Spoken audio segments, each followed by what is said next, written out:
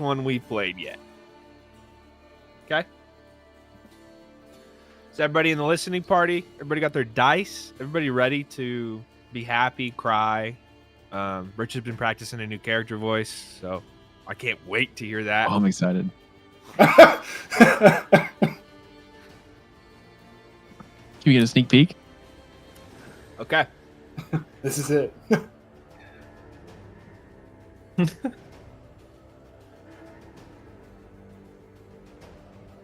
Well, if we have nothing else to do, why don't we just go ahead and start playing the gosh darn game? Ooh, I'm getting nervous.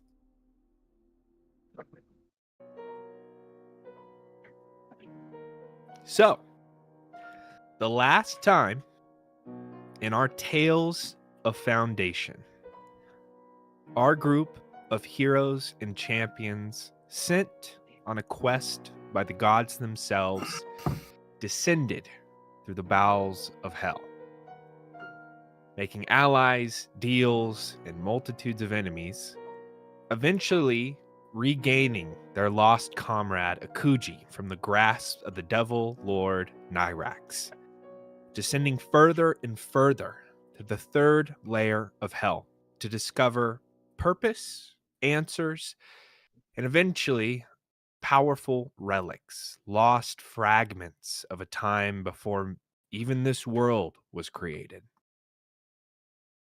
Their path guided them to a vault owned by a strange figure, a devil who hoarded things and gave them a set of challenges to go over. Upon completing them, they were given secrets that were hidden, though they were not blunt. They were still shrouded in mystery, and a passage down to the deepest layer of hell, the 9th layer.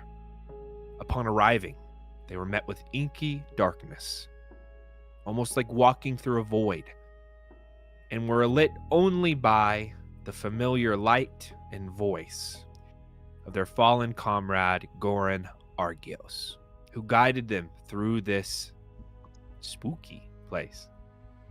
Here there was long stretches of nothing, shadows that whispered in the back of your mind, and a constant feeling of being watched and followed. You encountered multitudes of creatures, undead, spectral spirits, big floating behemoth-like monsters, and eventually arrived at an enormous crater of a city. Standing there, the guiding light through this journey in the 9th layer, reforming into the dragon-born, ethereal-like nature, was the First Hand himself, standing or seated in front of the fallen remains of a gate to a cathedral to Asmodeus that once lied in the city of Dronenheim, now long lost and destroyed. A small discussion was had, bringing up questions that had been bouncing across these members since they were chosen as champions or brought along on this journey. What purpose did they have? Why had the gods done what they had done? And what was next? Goran told our party that the magic on this layer was fading, and he would be able to send them home, and that he would be able to answer more of their questions. But he would have one final thing they would need to do. A creature comprised of shadow, eating at the remains of things that had already died, stripping them down to nothing and erasing them from this place, had taken a powerful foothold on this layer of hell. Far off in another crater, this creature lied, the Nightwalker. Your party continued across the plains, the gaps of time becoming strange and losing the track of distance and proportion. You eventually arrived at the outskirts of this secondary crater. where, unlike Dronenheim, there wasn't many, or sorry, where in Dronenheim, there wasn't very many buildings or constructions left. Like the memory of Dronenheim had kind of faded so long ago that there was not much to hold on to. Here, this new crater, buildings still stood tall, many of them not completely destroyed, but still in ruin. You descended along this tower that had been destroyed and slanted at the edge of this crater. And upon walking through the city, this enormous walkway, you found your quarry, the Nightwalker's home, embedded in the lost remains of some titan, crystalline lights guiding your path. You encountered these small blights of shadowy darkness that no light could pierce through. And upon arriving and seeing the countless spirits in this place, combat quickly ensued with this creature. Its devastating aura threatening many members of your party, and the darkness that was here so oppressive that your vision was cut even further than what it had been. As you continued your fight, the creature disappeared into a ball of shadow, striking out against your party, but through some clever positioning and readying actions, you struck the creature enough that it began to fear for its own safety and life. It ascended on shadowy wings and took out into the sky, where our lovely rogue had been waiting. In our last game, we stopped at initiative 19, with the Nightwalker's turn taking a full dash action and flying through the shadowy darkness.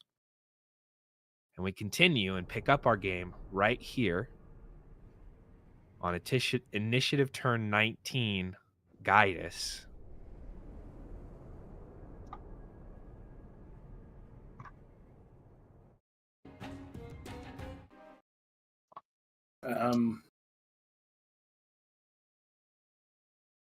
We remember, like, we know which way it's trying to escape or flee from, or we can't see.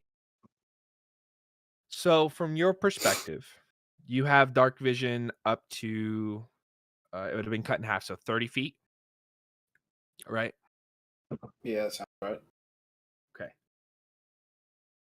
I believe you were on the ground.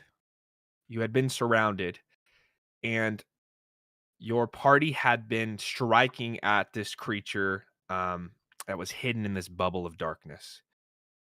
You see it because you are 20 feet away. You see it rise up out of the bubble and fly up and disappears about 10 feet out of your sight line. That is the information you have. If you want, I'll give you a free perception check to see. Oh, I kind of want to give you disadvantage. Yeah, give me a perception check with disadvantage.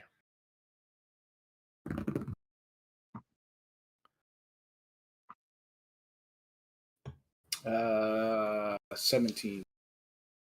17.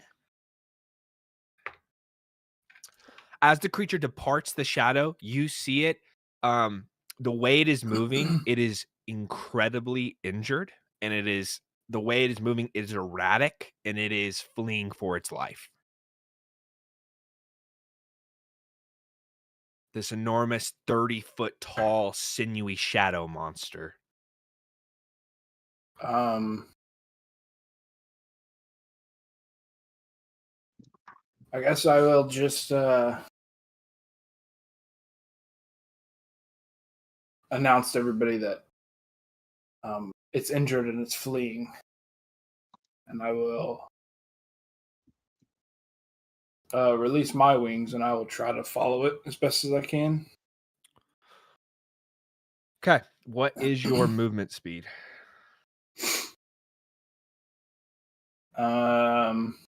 If I spend everything, I can get up to 90 feet.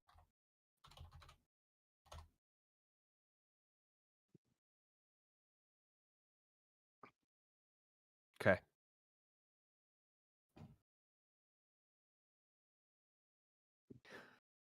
your wings erupt, these fiery, devilish wings. This boon from your resurrection from Nyrax's hand. As you ascend the skies, you move your full 30 feet. You do not see the creature. I'll use bonus action. Bonus action, another 30 feet. You see the edge as it's fleeing into the sky. It has now gone up about 40 feet and is quickly flying through this shadowy sky. It You are able to get within 20 feet of this creature.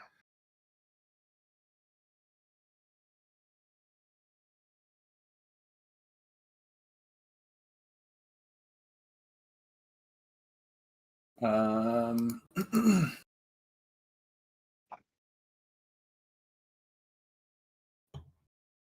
so it's not going to do a lot of damage, but I'll just throw a dagger at it if I can. 20 feet, right? Mm-hmm.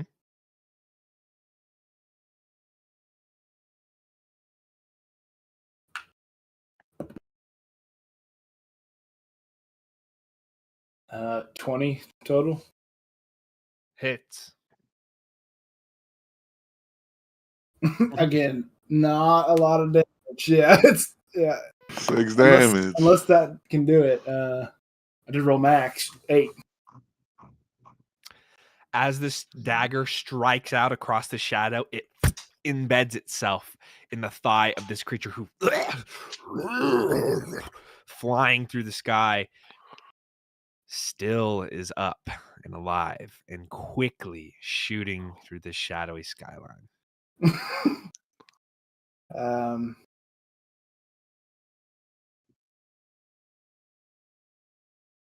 yeah, that's all I can do, unfortunately. Okay. Tormund, it is your turn.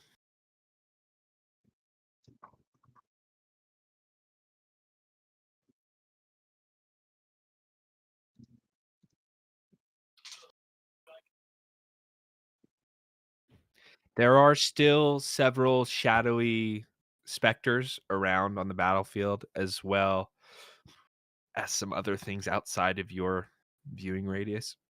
But you see the creature disappear, like the displacement of this 30-foot tall thing. You know it's fled. No, absolutely not.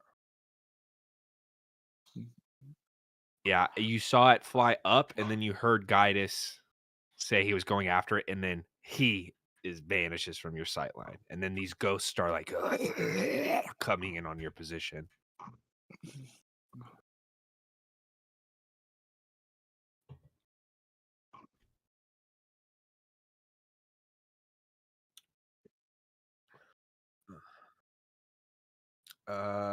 There is one down by Akuji. You can see.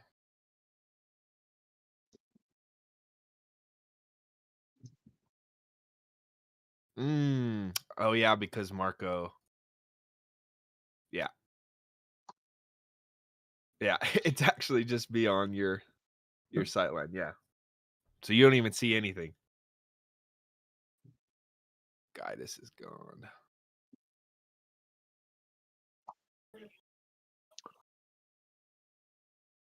Yeah, they are. The pain and damage that you're taking, it does feel physical. Like there are scratches and physical wounds. It's not just.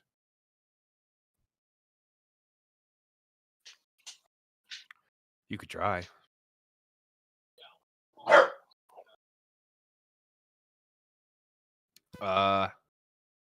As Okay, so I'll tell you that. You look to the body of the ghost that you and that Yugoloth that Akuji had summoned. As it died, it disappeared, and there was nothing left.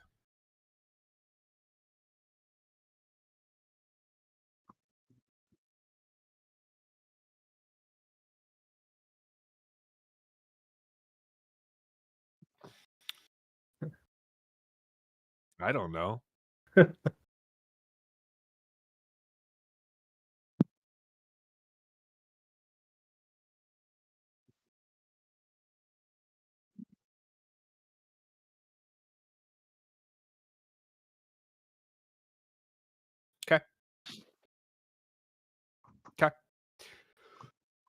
Into your turn, this sword wraith warrior is going to shoot an arrow at Marco.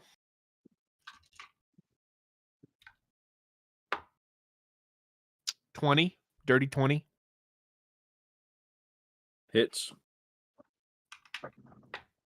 You take 5 points of piercing damage, and he'll retreat back into the shadows. This one is going to go. Can I use the uncanny dodge? Do I see it Yes. coming? Okay, so you said 5. Yeah, so 2. Cool. This one's going to use its dash action and run up on you. This one is going to flee. 2 attacks with a long sword or a short sword on a Kuji. That is a 17 to hit. I think. Another 17. I think I have a manifest mind still, like just one though. Or not mirror image, sorry. But I think my manifest mind is also still. Yeah. Unless it dies somehow. So what do you need to roll that, or do I need to roll that? I think so. Like it hits against the mirror image, and I'm pretty sure that kills it, but I don't know. I think you have to roll like.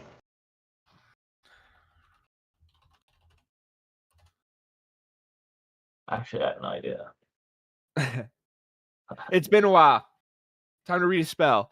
If you have 2, you have 1 duplicate left. You must roll 2. You roll a d20. You Okay. want an 11 or higher. 12. It hits the mirror image. The final mirror image goes away. The second attack, I'm guessing, still does hit though. Yeah, unless I got some weird shit. As that image disappears, the second strike from the specter comes through for 6 points of slashing damage. And that is its turn. Also, Shoop, I think your mic is your webcam. Oh. And then it's your turn. Sorry. I thought I was going to give you time. Is that better? That is better. All right, my bad. All good. Okay. Well, I guess with my turn, I'm just gonna use my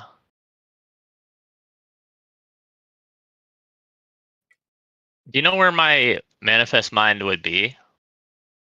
I thought yeah, oh, it's under this dude. It's right here. I was like, where the fuck's it? Okay. Put it like right there.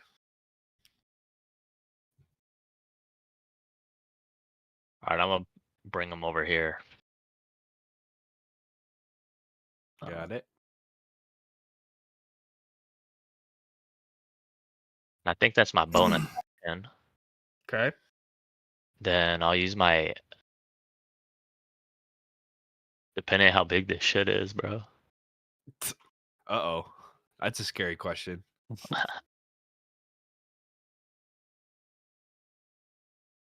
I'm trying to drop a fireball on these two, like Ooh. with my manifest mind. What is that, a 20-foot radius? I don't know.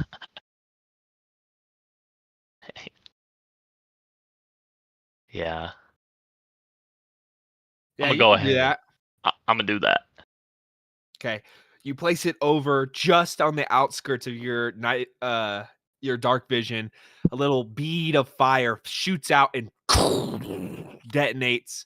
That's gonna be dex saves from them. That's a 5 and a 16. Where the fuck is this shit at? Your spell DC should be under your spells tab at the top. Save DC. Oh, 20. Oh yeah. Okay. 20. So they both fail. They take full damage. which is, let's just rip this. 28. 9th level spell. 9th level fireball. 46d10. Whatever. 28. 28.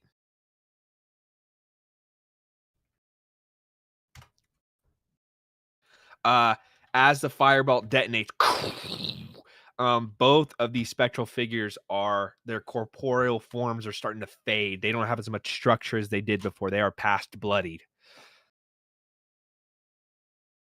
Huge. Huge. At your action, you have movement, and then it's the Yugoloth's turn. I'm not gonna move, but Okay. following Akuji's turn. Can the Yugoloth see anything in this dark area or no? It is blind in there. It sees nothing. And actually, Okay. as it's in there, what's its AC? I think it's 18. I don't remember what level I cast this shit at. I think it's 18. I got a 19 to hit. It takes 6 points of cold damage as it's inside of the shadowy figure. Something slices at it as it's inside. And I think you're in charge of this thing's health. Okay. Got it.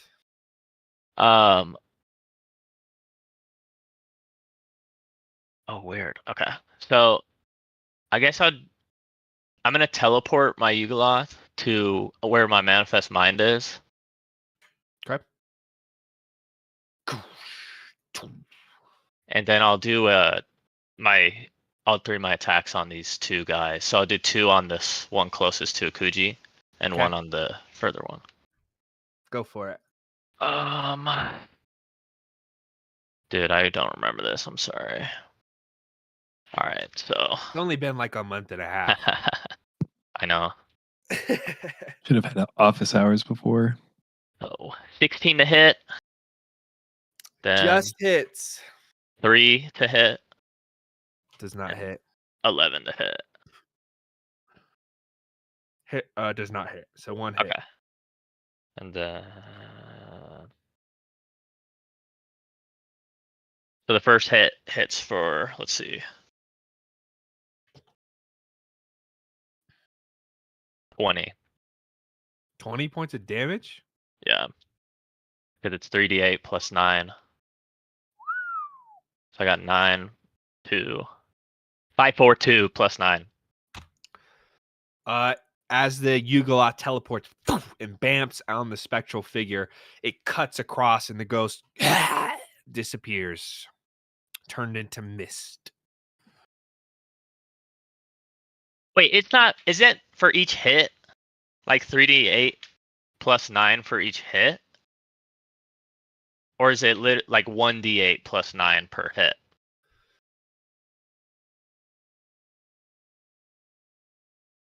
It is 1d8. Okay, so the first one was a 4 plus 9, so 13. That still does it. Thank God. But yeah, it is just 1d8 per attack. Okay, that makes more sense. Okay, is that its turn? Yep. Okay. This one's going to come out, shoot an arrow at Tormund. Natural 20.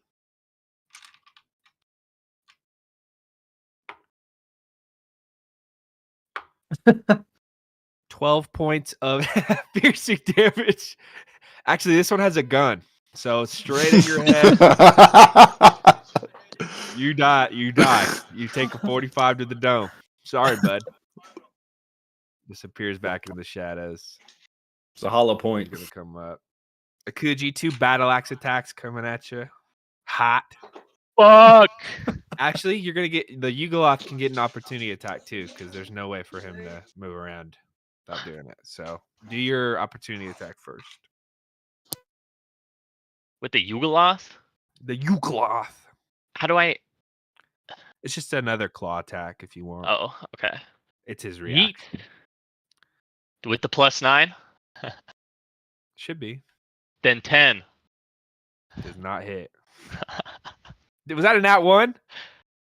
With the D8, yeah. No. You got to roll your attack roll. Oh shit. All right. Hey, my bad. That's okay. Yeah. I didn't even add the +5s earlier on the D20. So, but now I will. So 18 to Okay. hit, 410. 410. This creature is still up, manages to get on top of you, and 2 battle axe attacks. It's going to use its bonus action to make these reckless as well, so it has advantage. That's a 19 on both to hit. And then a 16. So 19 and a 16. All hits. Okay. On a Kuji? Yeah, just 2 attacks. Yeah. That's going to that's going to be 12 points of slashing damage. And then 7 points of slashing damage. Perfect. That's its turn. Marco, it is your turn. There's still just the one directly in front of me, correct? That you can see, yes. Okay. I'm gonna roll for attack on that one. Okay, we are at the start of the next turn, by the way. This is the top of the next turn. That's gonna be 31 to hit, Hits. and then we're looking at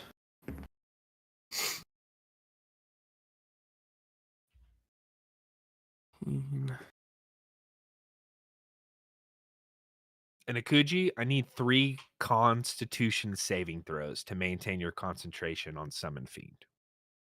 You have to beat 10 on all of them. It's gonna be 22 points of damage, 2 of which is radiant. Ooh, okay. Is there a weird thing active, like for saving? Like, what's this big green area? This big green Isn't area? that some spell that someone That's casts or something? that's Laborator's ability, isn't it? Yeah, that's my aura of Yep. protection. He's got it on post-it notes. Hell yeah. Yes, sir. Probably would Yeah, have so you get a taken. +4 to saves. Okay, so I'll roll 3 here. Colin, what did that do anything to?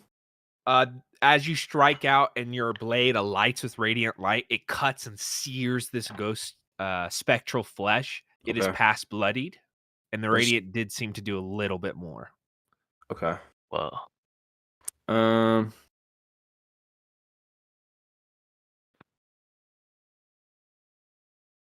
Cool. I'm gonna go ahead and disengage. Okay. Because I'm too low to be chilling by this thing. I want to head towards the group. So let's see if we can move the light a little bit. Okay. That's what I'm thinking. Is that your turn? Yes, sir. Redalus, your turn. I am gonna hold my 2 attack actions for any ghosts that pop out of the darkness. Okay. And you know what? That's it. Lepitor. I'm gonna scamper down next to QG. I'm gonna do 2 whip attacks against this little dude. Little guy, just a little fiend.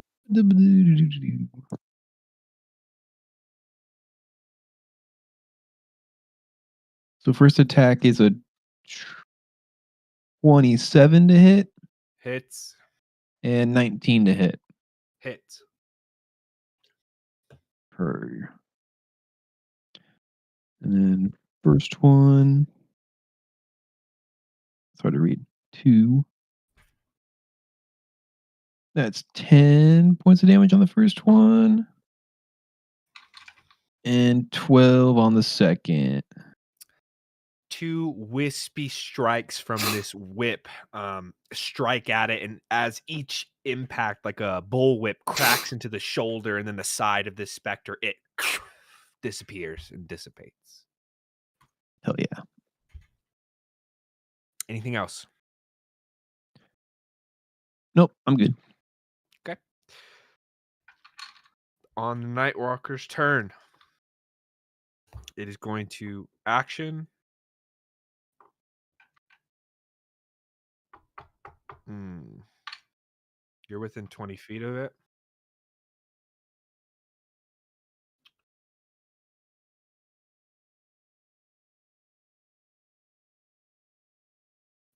Let's see if it gets its finger of doom back. It does not. I need a con save, Guidus.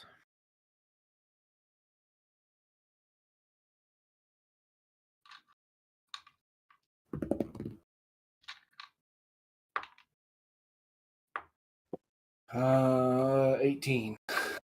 You fail. You take 17 points of necrotic damage from being in his annihilating aura. Damn. Uh-oh. It doesn't want to get closer to you. Yeah, so it's gonna movement 30 feet, fly. Yeah, so it's gonna action dash 60 feet, and it's flying. As you're flying, it's hard to make out like where you are because it's pure darkness now. Your dark vision isn't even really giving you much. You're just seeing like the tendrils of his feet, his little toesies. What you do see is it's flying towards another clump of crystals, kind of far away. But 60 feet of movement, that's its turn. It is now your turn. That was so loud.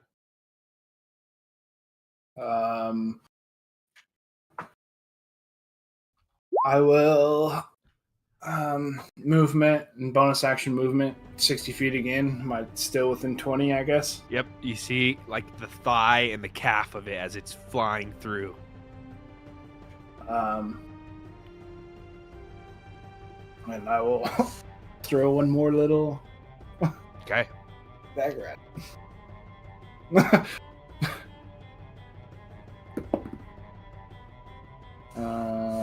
23 to hit. Hits. I rolled another 4, so question, are we still within 10 rounds of the first round? Yes. For sure. Okay, I think we're on the 5th round. So it is 9 more damage.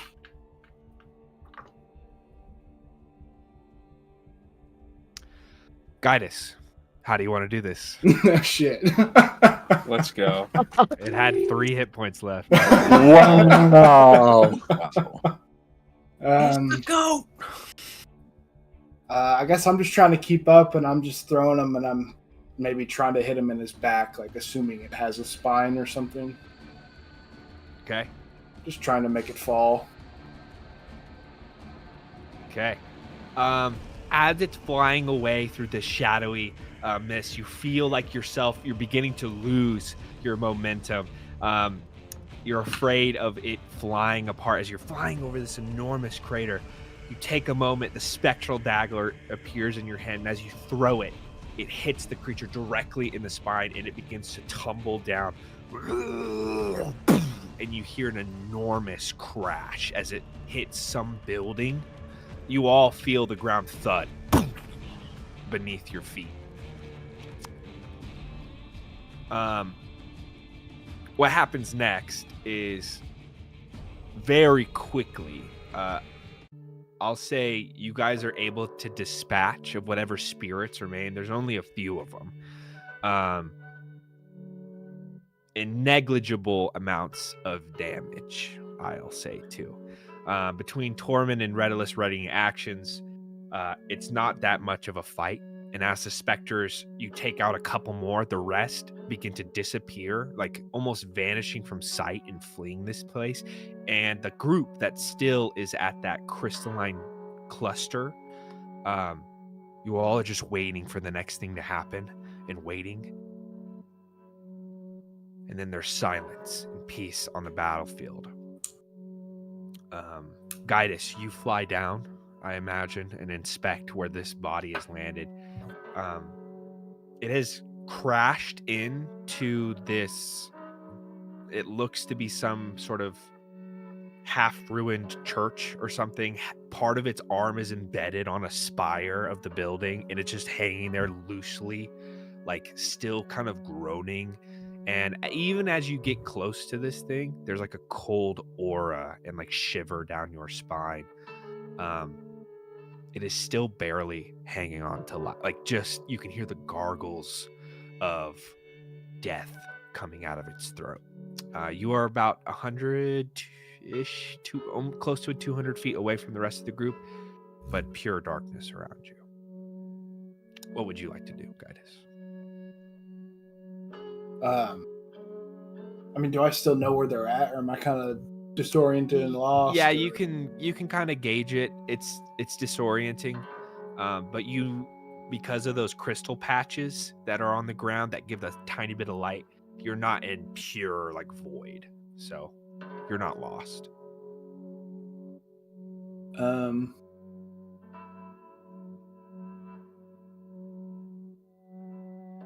I guess I would yell, it's down over this way, hoping that they hear me or not, and then I'll walk closer towards the creature to inspect it.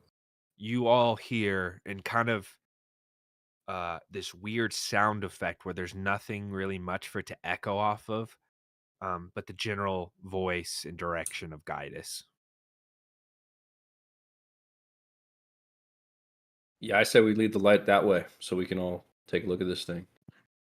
Agreed. I'll say this.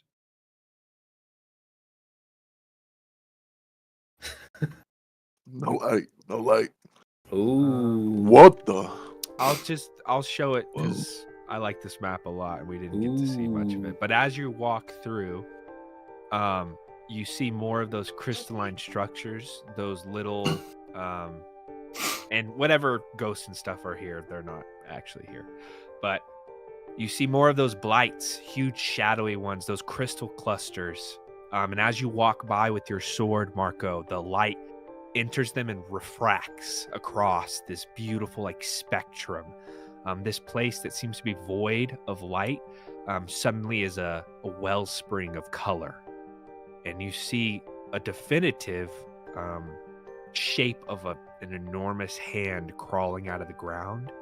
And the further you continue in Gaius' direction, eventually a head the size of a cathedral piercing out of the ground. You can see a jaw, the makings of the side of a face, some sort of definite creature here. Eventually, go ahead. There are enormous spires that pierce out of the ground. Several of them are piercing out of the head. It's not bone. This thing looks to be like made of stone or earth. It's hard to make out, but there's no bones or flesh or decay, smell of decay. It almost looks like a statue, like impaled. The hands impaled, the neck, the spine, the head, even the chest seems to have these rocky spires piercing out of the ground into it. This is all, of course, not at immediate glance. This is scanning through with the sword's light and trying to piece this together as you make your way towards Gaius. Gaius, you approach the creature. Only 30 feet of dark vision. You're barely able to make out this enormous monster's body. Like I said, his shoulder's been impaled on the remains of a church chapel with windows broken. Looks kind of run down, and it still gurgles. It's dying.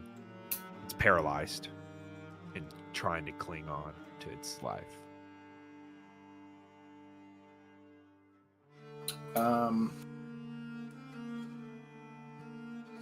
Doesn't look like anything we've ever seen before, I would assume, right? No. I won't even make you roll for it. Yeah. Its entire body is this grayish skin that's tight and taut and muscular.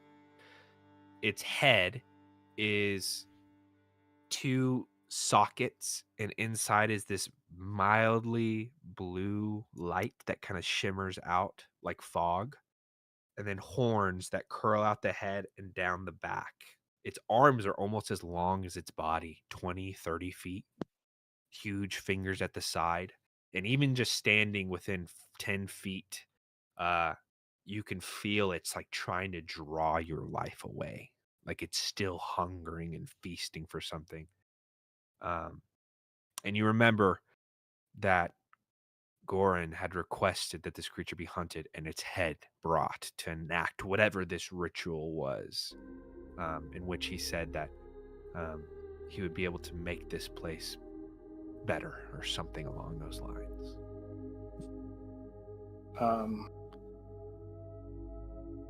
I guess I just kind of stare at it for a few seconds, and then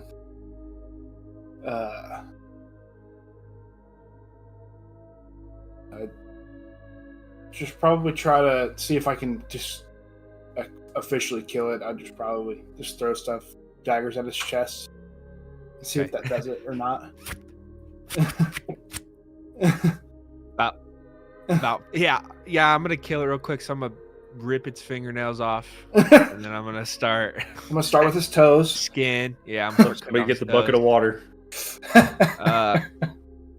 The first two daggers, as it impacts,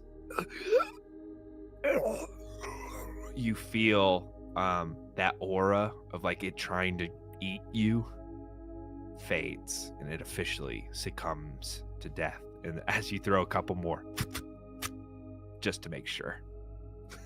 And I guess then I would approach it, and I would, I guess, begin removing his head.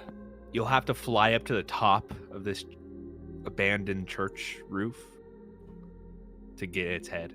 As Yeah, it's like stuck up like. Yeah, I'll fly up wherever I deem necessary, and Roll me a perception check. No. It's not on this map. It's kind of farther away. you said a perception. Yeah.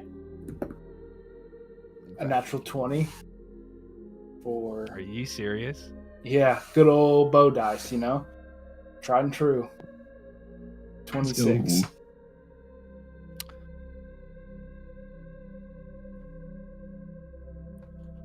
Okay. You fly up to the top and begin trying to separate the head from this creature's body.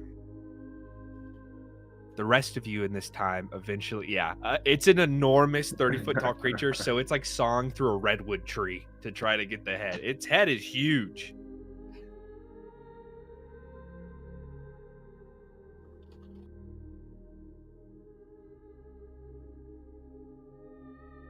No, that was the monster you were fighting.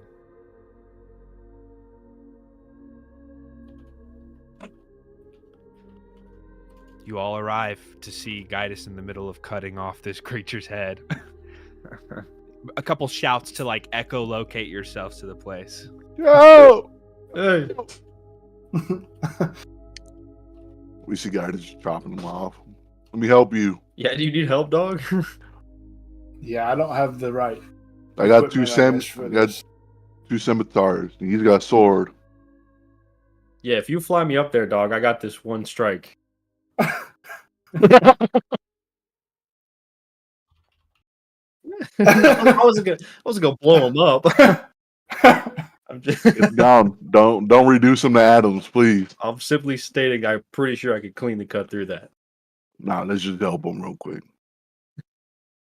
We can begin to help him saw that get off. Okay. I guess I would go down and I pick up Marco or whatever, and I'll bring him up to where I was, and I'll just put him. I'll just kind of do you have to like be held up there? Can he stand up there? Or? You could stand up there. It's like neck kind of rests on the roof a little bit, and you've kind of already gotten halfway through it. So it's. So I'll put him down, and then I will kind of distracted, looking around. I want to go just kind of around this building, this cathedral that we're at, this church, and kind of just inspect it, maybe inside or whatever. Okay. Yeah, you all see this building. Like most of the structures here, there's like an essence of it being shattered and destroyed. And what remains of it, it looks like it was already run down. It's again, it kind of looks like a memory of an object. There's no color to it. It's just gray and black and white. Gaius, you go as Marco begins hacking. In every cut you make, dark black blood splashes out.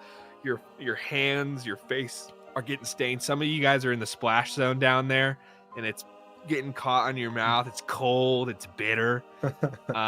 Gaius, you descend down, find an entrance, and find a very familiar staircase that leads up to an equally as familiar room. There's no paper or books or anything, but So there's nothing in here. It's just a replica. I mean, it looks exactly the same. Yeah. I'll go back down and I guess who here would be most familiar with Protenheim now? Is anybody from there anymore? Not me. Nope. Pronheim. Yeah, I guess I'd just go over to, honestly, I'd go over to Tormund. Do you know Protenheim pretty well, right? Now? You've been there a while.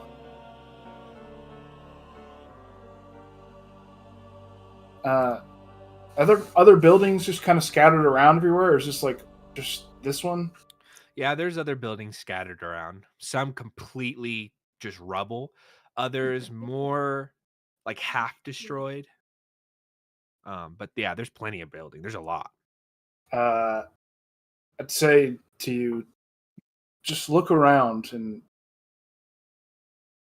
pay attention to all these buildings. Does this not look strikingly familiar?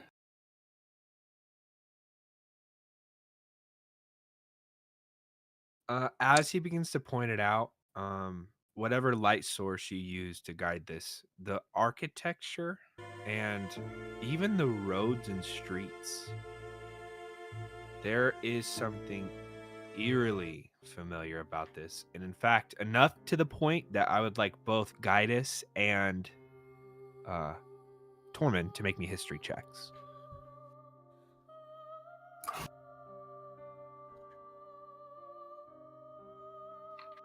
Don't screw it up. Make it good. Big numbers. Let's go. Nat 20 incoming. Let's go. 17. Almost. 17 was the DC.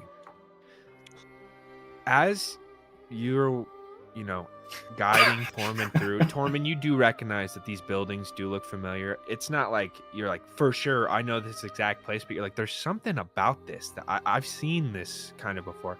And Gaius, as he's kind of doing that, you begin to scan through. There was something so familiar about your walk to this place. That enormous road. You've been on that before. That looked like the Gilded Walk. The place that you strolled through when you were announced as champions. And those buildings on the side that I said were kind of stands, those were the stands. And then the way to get into here, that building that was crushed up against the side of the crater, that enormous tower. Son of a bitch. I guess I just kind of have that epiphany or just slowly walking back towards the group, just thinking about it, and I'd say we're in Protenheim right now. It's too familiar to be not real. Yeah, I haven't seen much of Protenheim, but this ain't it, bro. our whole path here that we walked, we've done it before. Me, I point at Akuji, Rattleless, Tormund.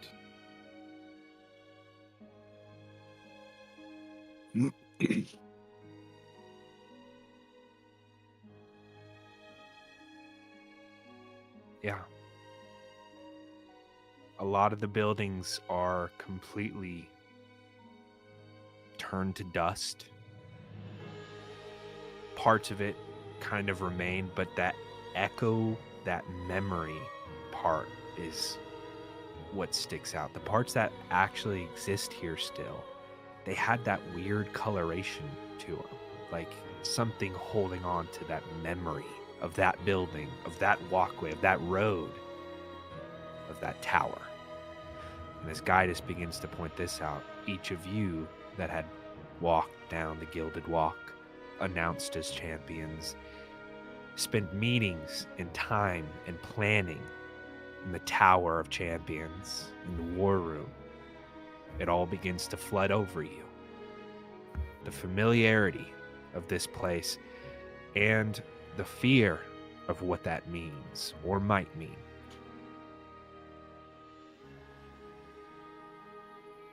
Maybe it already happened.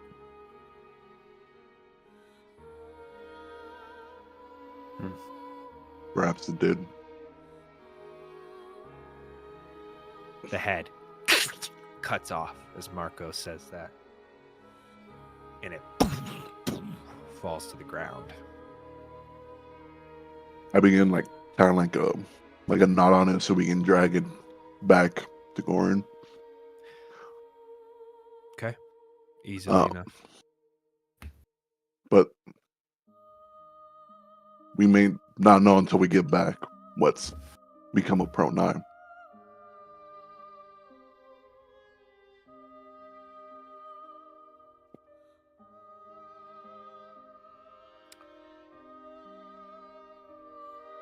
Now that you're thinking on it, the difference was that these ones were more corporeal and were wearing full sets of armor, and the weaponry, axes, short swords, longbows, those are what you trained your men on.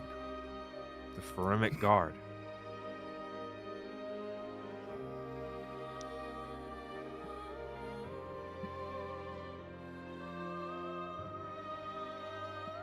The rope. Topped. What would you all like to do? Are we going to walk by the place we fought? Are we going to walk back through that area? You'll have to, yeah. Want to look for my tower. If it's close. If it was close in relation. Knowing that this is Protenheim now, you're able to kind of deduce where you are. It's probably like a 20-minute detour. Not like crazy, but a walk for sure. And Tormund can easily carry this. This head's huge, right? It's like the size, it's like dragging a cow. Mhm. But Tormund's strength, he easily can do it and not hold up the group. So, yeah, he just.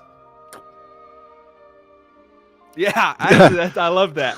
There's a big horn devil head on the back. It's dripping fucking black down the back. Your socks. Black goo. Sucks. Is that what you all would like to do? Go to Kuji's. I'll accompany Tormund with the head.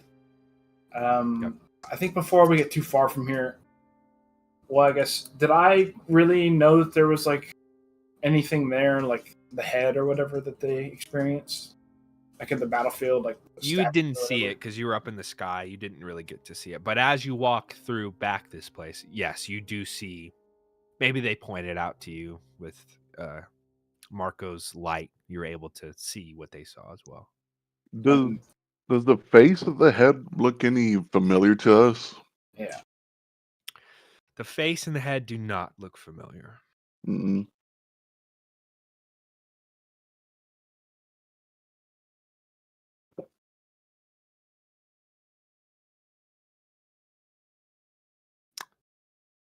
The size and scope of it, it's hard to take in. The little bit that you're able to see, yes. It is way too detailed to just be a statue. And if so, it's one of enormous proportions that would have taken centuries upon centuries to make. I will say this. For my 4 OG champions, for the OGs, you can all roll me a history check as you take this in. Inspiration. I'm gonna do the same. Natural 1. You die. Take that, sneaky boy. Is it history? Yep. 18. With inspiration, it's gonna be. Yeah. Oh my god. 26. God That's damn. good. Funnily enough, these 3 that remember this, Tormund, you had a long interaction in a series of testing that you tried to do with this. And Akuji and Redalus, you had also spent a significant amount of time. Guidus, you might be still pondering all the different things that's going on, so your mind can't get there.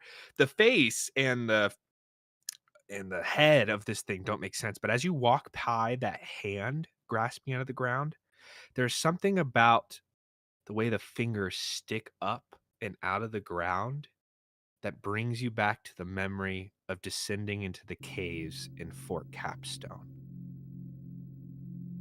In that first room, when you had arrived down in those caverns and Tormund's hand had begun to glow and that pulse of light out through, I described that cave as looking as if there was enormous pillars of stone piercing out of the ground. And as you look at this shape, the way that the hand looks and the way that that looked below ground, it just looks like this one is uncovered. Very familiar. Similar, actually, not familiar.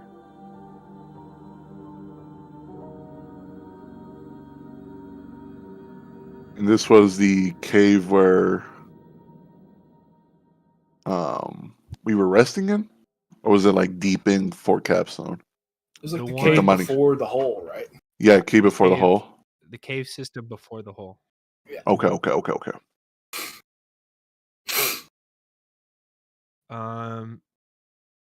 Do you have?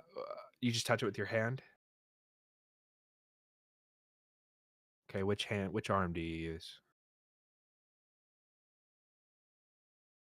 As you touch it, your hand begins to slowly like vibrate a little bit, and the finger lights up, and the whole hand gets illuminated for a brief second. And then as you hold it, the whole hand, like veins, like blood veins through the hand, begin to light with this kind of greenish, bluish light, very faint. And then a few seconds go by, and then you see the other hand light up. And then like the neck, and then the head, and then you see far away like the remnants of maybe like a knee at an angle, almost like a mile away.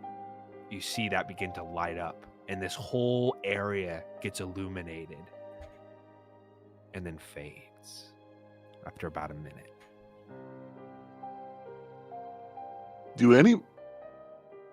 Just the light. Do any of us besides Tormund know what his arm is made of? I think there was a brief discussion after you guys had went into the cave in Capstone, Hmm. but We never dove deeper into the origin of his arm.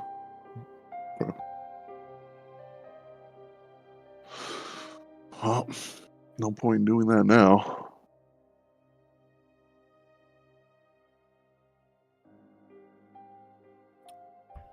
like you let it drip off and float around, the same thing happens. Boom, boom, boom, boom, boom, boom. Then fades.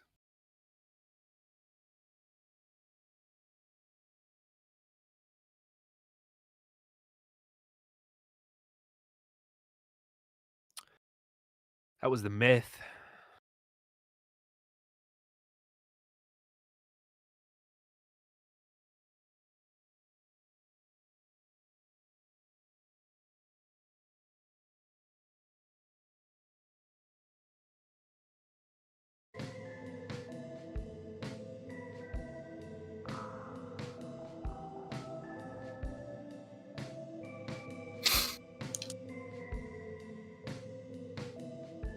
Where did you even get that at?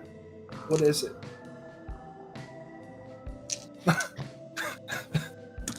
No, your shield. The shield. Your mystical shield.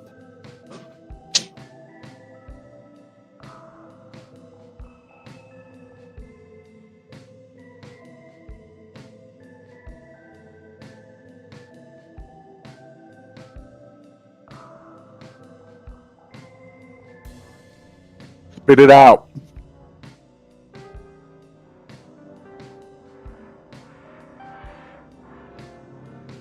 What do you mean?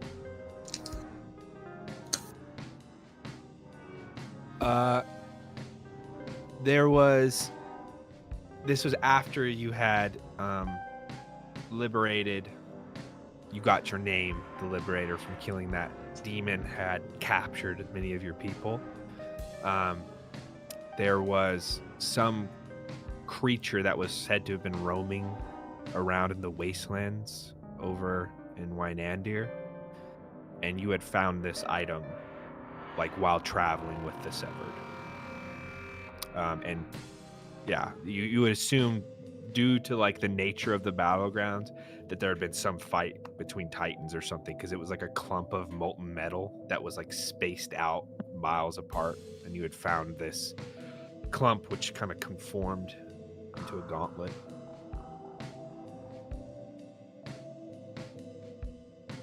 So what?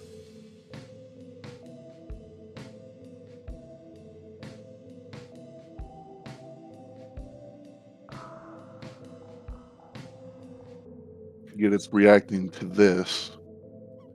And prior to this, it reacted as well in Capstone in the cave.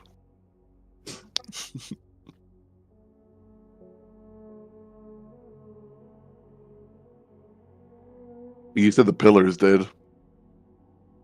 Well, what you found was just like a clump of molten metal. No, this looks like stone. And again, this is like, it's like a memory of this thing as well. It's not a one-to-one. So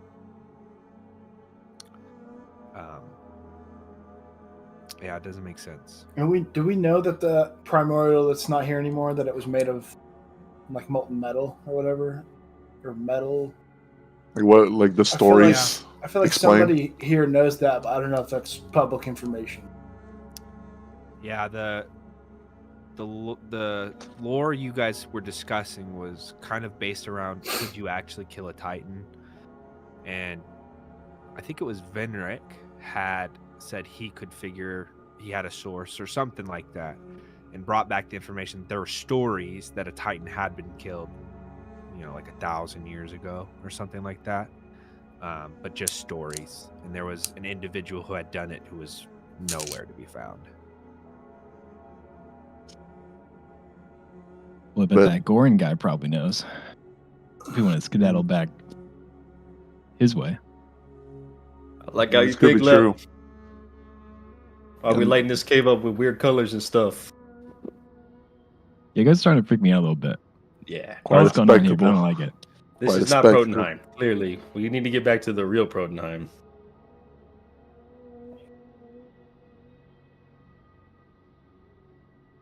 I agree.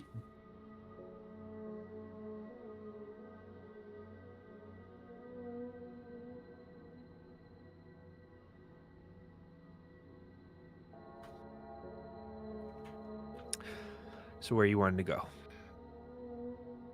If I remember, we're detouring to the Kuji's Tower, right? Is that a good idea? I don't know if we're going to run into another Nightwalker or anything, but Couldn't tell 20 you. minutes. 20 minutes, I don't know. Just- No, I was just curious about what was going on down here, but I feel like that kind of we're on the right path here. So detour canceled. Back to Gorn. Heard. Back to Gorn. You ascend back up the rubbled and wrecked path onto what you now recognize as the Gilded Walk. And now, in a perfect reenactment, you strive down the road, and where was once thousands upon thousands of cheering and celebratory people is now cold, silent, dark, and gray. Your footsteps barely making a sound in this city that some of you had sworn to protect, had called home, had refound yourself in. Till you eventually ascend a grand staircase that arises to an elevated platform where there might have once been a pulpit that a big, goofy, blonde-haired Primus had announced your names and roles to the world. To the ruined remains of a tower whose rooms and staircases the beginning of this war had been concocted in. As you ascend up the slope of this tower, you pass by that weird outcropping of a balcony, and whence you had flew out on these magnificent creatures and friends. And the memory of them fills you with whatever emotions your character would feel at this time. You arrive at the top and look down that crater, this city. Take it in. Begin to stride across the plains once more. You'll have to take another long rest, at least one, before you reach the ruins of Dronenheim back to Gorin. You see, as you carry this head, there is still a pillar of light and that ball signifying your return. Is there anything you would like to do on your long rest or talk about?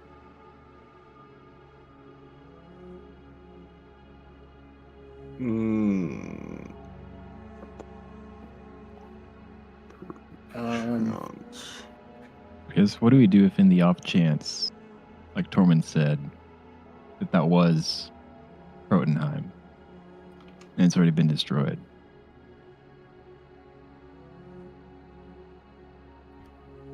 Guess that's it.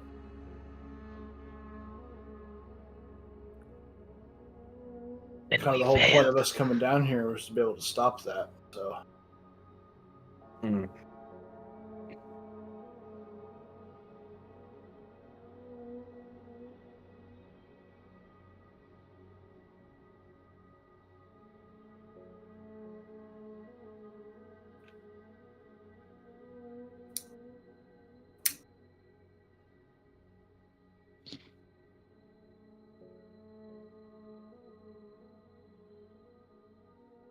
Is there any known information about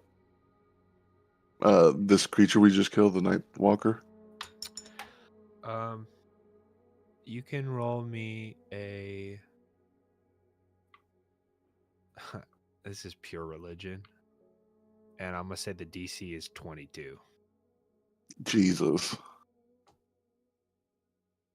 Well, I ain't gonna fucking do that because I'm gonna use two charges for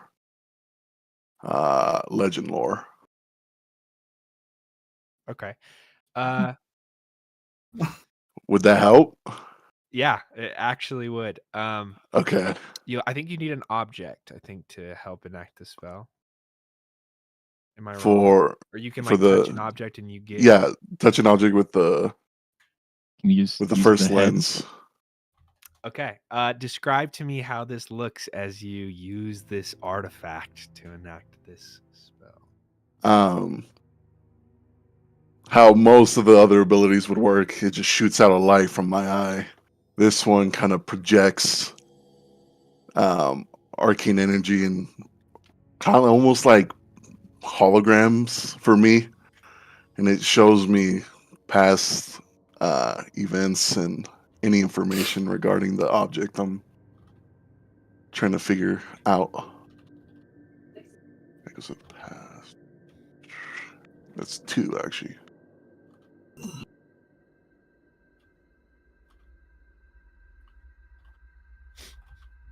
Yeah, you're like compiling all the abilities that he does. Just All right, we know he can do that.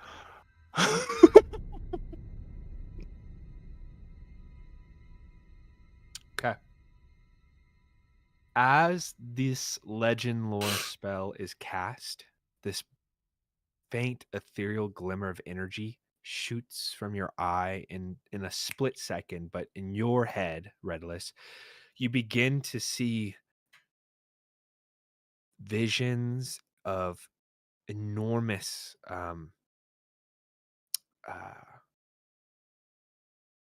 it's hard to make like landscapes.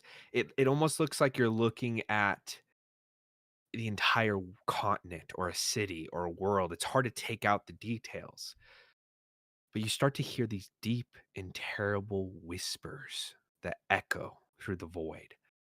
They unravel truths that feel as if they were never meant to be spoken. And as the air grows cold and the edges of the world seem to darken, reality strains to show you what lies beyond this creature. You see, it is not a demon, it is not a ghost, it is not a remnant of any divinity. It is a being that should not exist. It is nothing. It is the end of nothing. It is something that consumes that of which is already lost. This creature, as it walks on this dark, inky plane, it picks up these dead souls, consumes them, and sunders their essence out into absolute nothing. And as you see this through the eyes, you see these spirits, these mortal people. The end for them is void.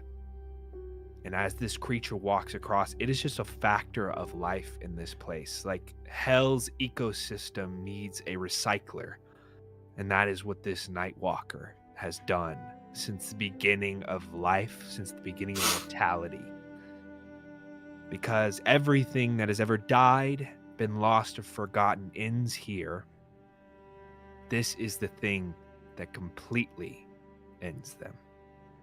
The period on mortality.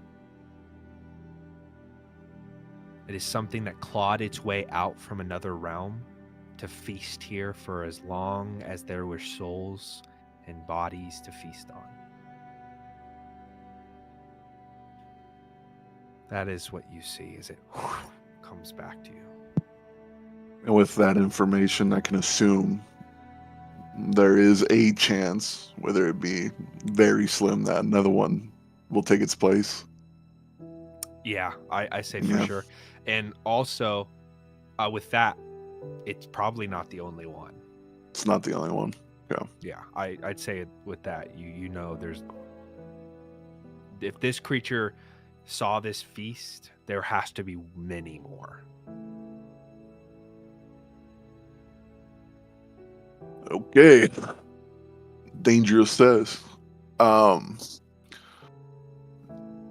Gentlemen, I do think we need to take a long rest, but we should not stick here at all. Copy. This thing should not exist in this, but it's here. Also, whatever you do, do not look at me with that thing. Don't go to sleep then.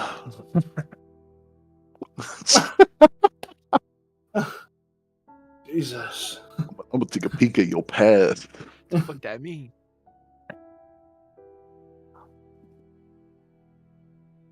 But I yes, don't we should know. definitely take a rest. I don't Go know if ahead. we have many options though. Roll initiative. Mikey Second form.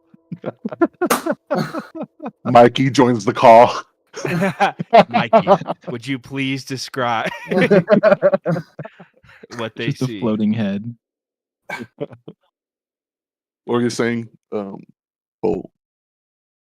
guide us, sorry. I don't know if we just have many options on where we can stay. I mean, I feel like we're out of the city, so I think that's probably good enough.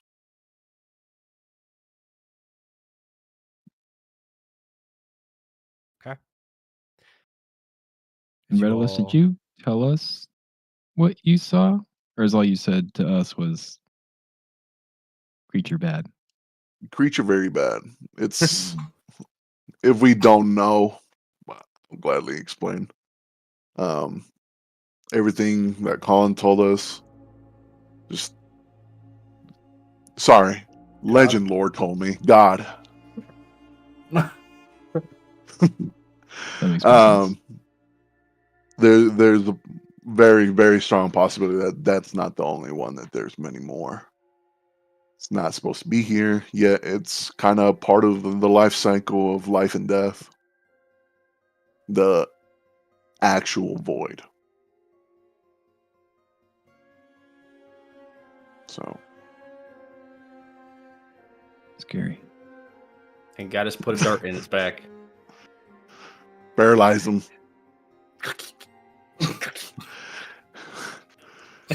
None of us saw this, but he just always.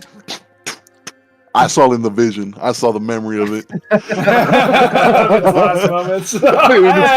last moments. Hey! In his last moments, I saw this. holding its little Nightwalker baby, and That's wrong. In the very last memory, just putting on guys. its Nightwalker hat and going to the Void Factory with its briefcase. It's actually had a family of 4. Yeah, Yet immigrated to the Protonheim realm. yeah, standing next to its child at its teacher. graduation. Dark. You all bed down for the night. Whenever we're going to sleep, is it too far stretched or anything to say that I could have something I could write on, like just notebook or anything like Yeah, that? I'd say so. Yeah, for sure. He's got to practice his writing. Yeah, you're out of paper. You'll have to ask Tormund. Sorry. Oh, okay. No more pages left on your book. Damn it. Hey, Tormund, can I get a couple pieces of that paper? I just kick him. I just kick him until he wakes up. Tormund, hey, can I get a couple pieces? Let me get some of that paper you got right there. What do you think I need it for? I'm not going to burn your paper. You know, to write stuff? Like, write it down? You don't? You brought paper and nothing to write with? All right, I'll kind of just like walk around acting like I'm on Patron. I kind of want to like just sneak, like sleight of hand, take the paper from him. I'll just tell him. Hand. I'll just tell Yes, him. sir. I'll give you what I have after I'm done. I mean, that's fine. I just give me the paper. 30-20. Couple sheets.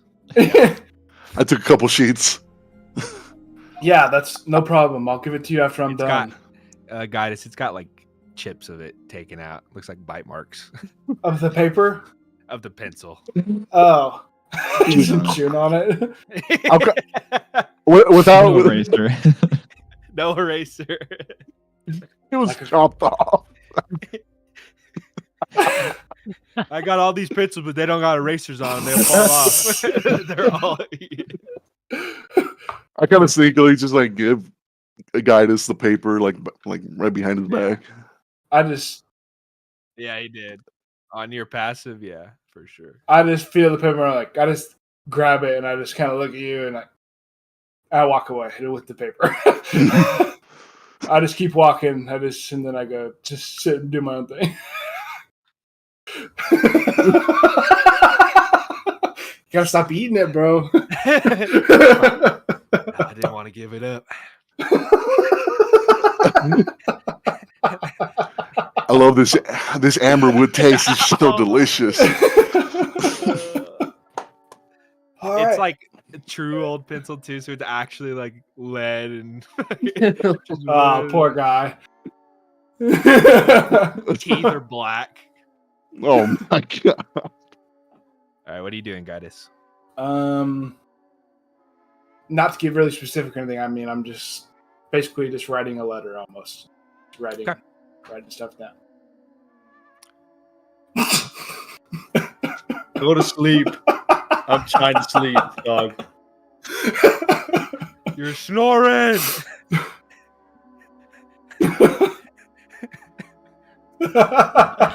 I hate him so much. So much. Oh my god. Getting eggs. Is it 7? Is it egg time yet? Rest takes you all through the night. I imagine there are different shifts. We don't need to go through it. The only noticeable thing that occurs during the night is you hear this wail that pierces across the plains. This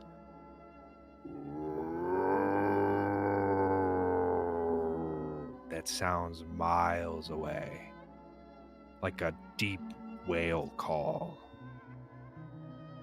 And whoever is awake during that time, you hear the cries of a mourning widow who just found her husband's body decapitated In a trail of blood. in a trail of blood. Roll initiative. Mikey, could you please?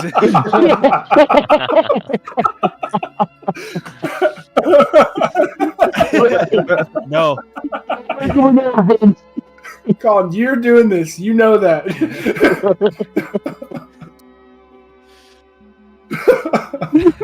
You didn't have to kill it. Well, easy for you to say. Yeah, don't kill him. Game Just grab of his choice. head. This is a game of choice.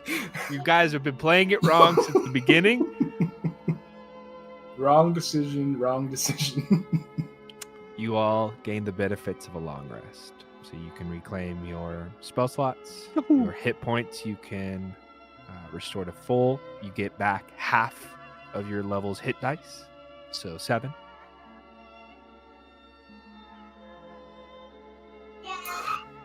And the day is yours to journey across the fields, or the plains, the wastelands. Still Is there super dark, anything- right? Incredibly dark. like Like this. super dark, like really dark. Me trying to elongate my paper, get to hit the word count. Darkness is immeasurable, incalculable, dark, black, inky. Inky. It's always inky. I'm not gonna lie though, boys. And I'm happy for this opportunity, but my wrist like really hurts, like holding this sword 24/7. Put it down. I'm not going to. I'm scared. Well, then shut up. I don't want to hear it. Daylight's Wrath. I hope that's a deck save. I did not sleep well last night. Okay, there was like this moaning and snoring. It felt sad. Felt like a cry, and then like a higher pitched, like smaller one, like.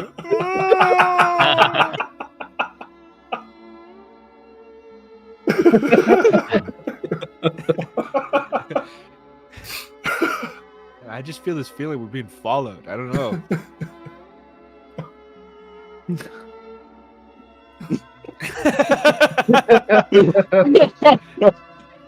We need to find a river and lose our scent. Get some mud.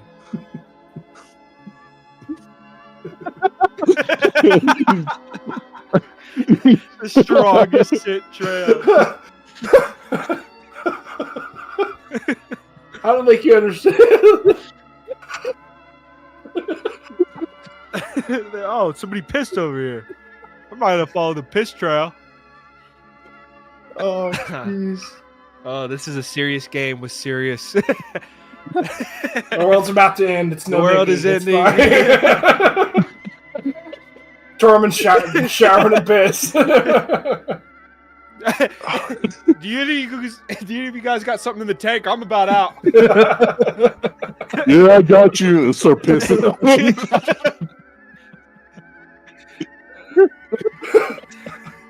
Okay. Oh god, people have died. You remember when Zenith crushed that dude in his suit of armor into a tiny ball of meat? You remember that? Yep, that was good. Yep. That was real good. You remember when you killed your own whatever. All right. Remember when Gorn exploded?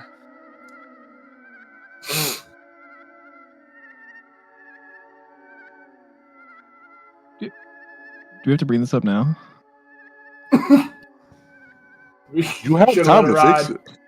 You have time to fix it. Is it actually my webcam? No, it's not, but your bike sound is crazy. It's like you soaked it in water. It's like you were He's drinking like, water and it splashed. fuck. You just ruined his whole day. Maybe you should plug in. Make sure it's plugged in all the way. No, he's sitting there thinking of the hardest gaslight he can come up with on all of us right now. What are you talking about? Normal. Literally My the computer same died, message. and I had to like fully reset it, so all my microphone settings got reset, and so I just guessed what it was. Oh yeah. Okay. So it just might be. You're You bad, guessed very man. wrong. I'll make it better. Back into the game. Your group, I'm guessing, does not piss on themselves, does not cover themselves in mud, gets a full great rest, and begins to travel across the wastelands As once fast again. as we can. As fast as you possible. can. Eventually, you arrive back at the familiar crater. An easy enough journey to get back to that pillar of light where that archway stands. And as you arrive back in the faded ruins of Dronenheim, that beacon of light coalesces back down into a humanoid form of Goran, who greets you all. Ah, champions. I knew you'd make it back. What the fuck is this place? This is the end. This is where life goes. Why is Protonheim at the end?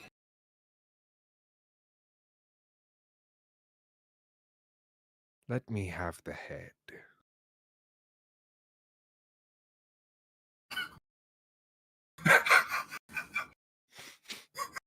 Why you being like this, Goran? You being fucking weird. You are being fucking weird. Everything's weird. Nothing's right. You know, ever since I fucking saw you the last time, I don't know if it is you. He walks. His spectral form walks over to the head that's on the ground as Akuji's saying that. Sure, you want to... you can either make an insight or perception check. Persuasion?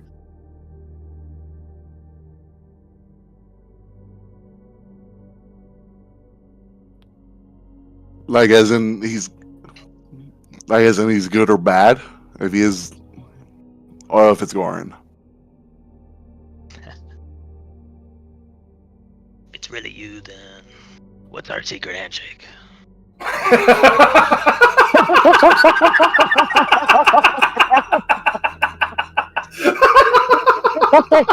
Scan, we had a secret handshake. All right. Got me up. All right. You go up. Do you go up and do that? Yeah. Okay. I'm gonna roll.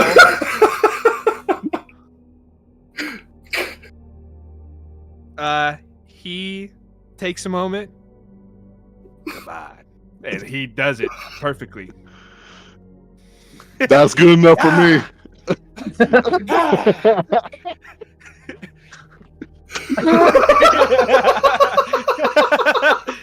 In the middle of hell.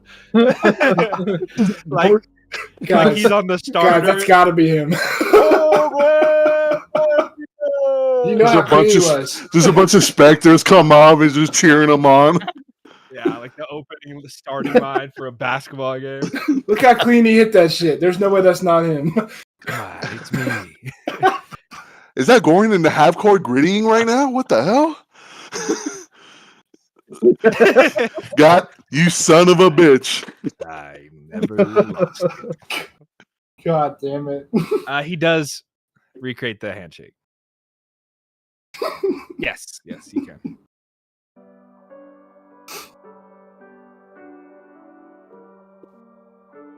No. You can do a perception to see if there's physically something weird, or an insight to see if there's like weird mannerisms or the way he talks or whatever that doesn't seem right. So perception's external, insight is internal. Okay. Yeah. 12. This guy has negative. Two He's nat got ones. -1. -1. Watch. Just roll till you get something good. 2 nat ones, huh?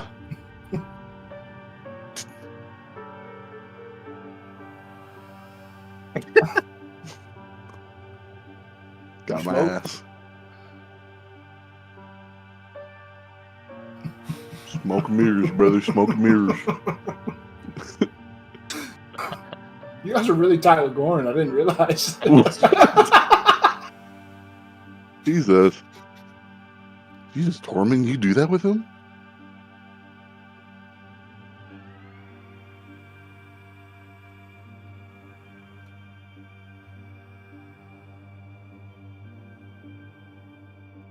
They don't call him the first hand for nothing.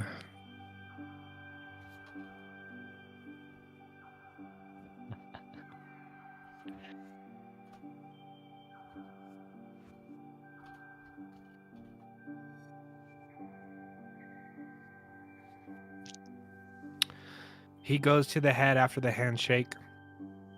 You see him grab onto the rope and begins to drag it, and he says, "Come, let us put an end to this." Snaps his fingers, and the archway, you see, 2 enormous doors appear. Dark black metal, and open. And inside is a enormous palace.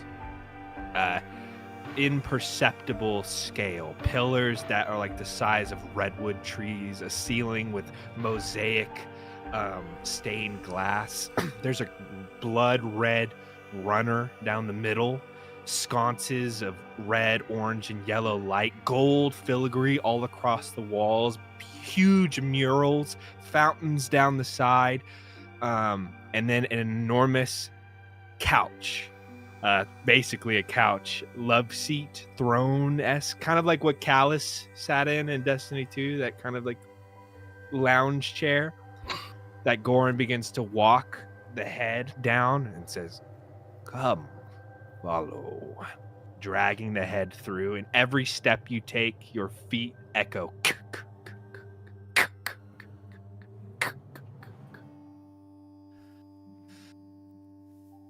Do you all follow? Cautiously. I don't want to stay here. Yeah, I follow.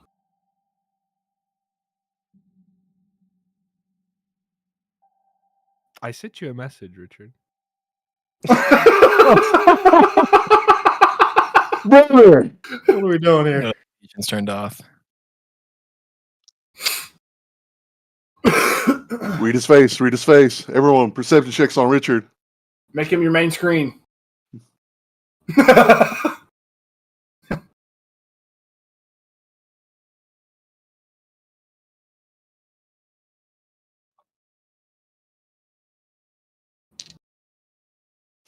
Torment begins to run backwards. Get the fuck out.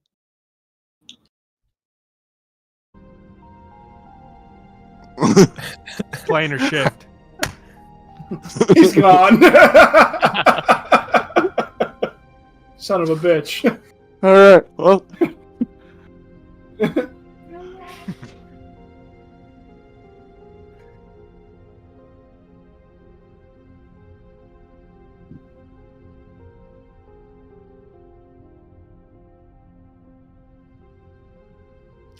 He stops.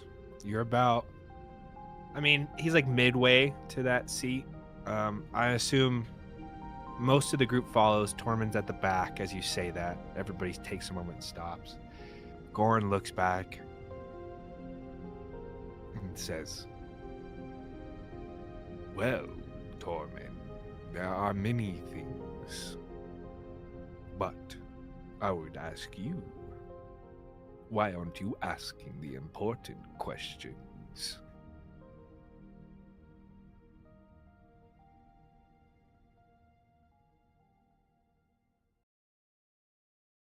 In life, when the world is...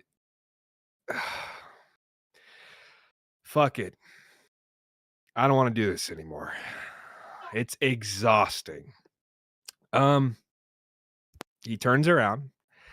The smile fades, and Goran's face is this weird kind of cold echo of your friend that you knew. He says, "I don't know how you all tolerated it, but trying to copy that for that long, it really hurts the throat." He snaps his fingers, and the head flies up and soars across the room to the back of where that seat was, embeds itself on the wall, and Goran just stands there and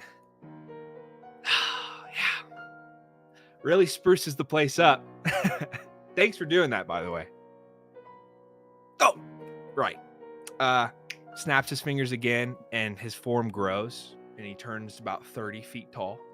Kind of bronze toned skin, wearing these beautiful kind of leisurely robes, like a silk robe tied around the side. Black hair flowing down the sides, and two enormous white horns with white wings out the side. A familiar form to many of you. You see Asmodeus smile. He steps over at his seat and lounges down. Oh. Well, good job. Come on. You weren't going to help me. We all know that.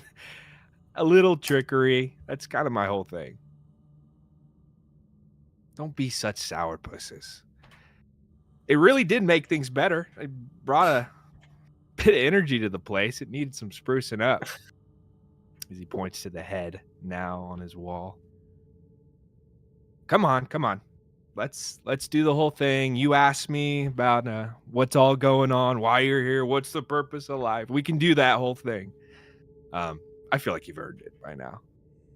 He snaps his fingers, and chairs and stuff appear.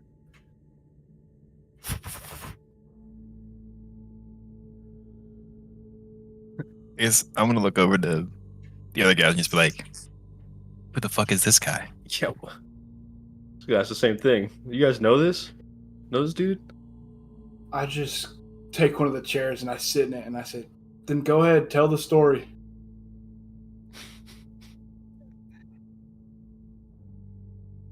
you guys are in the presence of Asmodeus. I'm gonna do a deep bow. I like a little respect. I do like that. I'll I'm not the god of vanity, but it comes with its perks. I'll sit next to Gaius. Yeah, I had to pull from the dredges on that one. Kuji, buddy, I'm proud of you, champ. I know you are. So, what do you want to know first? No. Why the 'cause- fuck are we here? There it is. There we go. See, I've been watching you guys for a while, keeping tabs. You know, this was kind of my whole show, so been really trying to monitor the progress. He snaps his fingers and he turns into that tiefling that you met at the bazaar, the one that was selling wares. He snaps his fingers again, and he turns into Wretch, the captain of the boat. He snaps his fingers again, and he's just this random, like, shadowy figure. He's like, because I hear, like, most of the time when, you know, mom and dad aren't in the room, you all are just talking to each other about, I don't trust the god, this and that, and I wish they would tell us this, and I'm giving you the opportunity. Nobody wants to take the bait. So, first question was,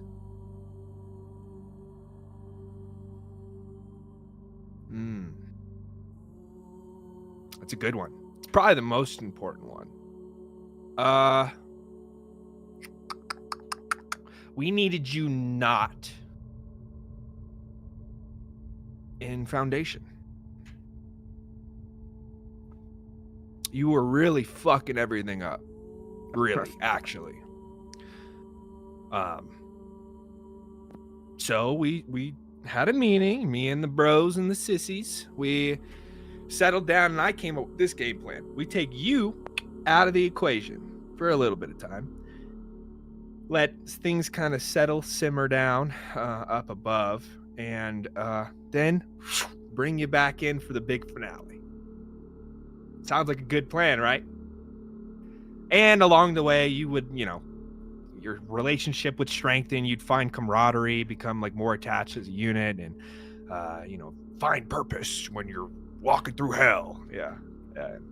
And the artifacts, that was a good touch too. I didn't expect you to find them that quick, but mortals have an affinity to go to the shiny lights, so.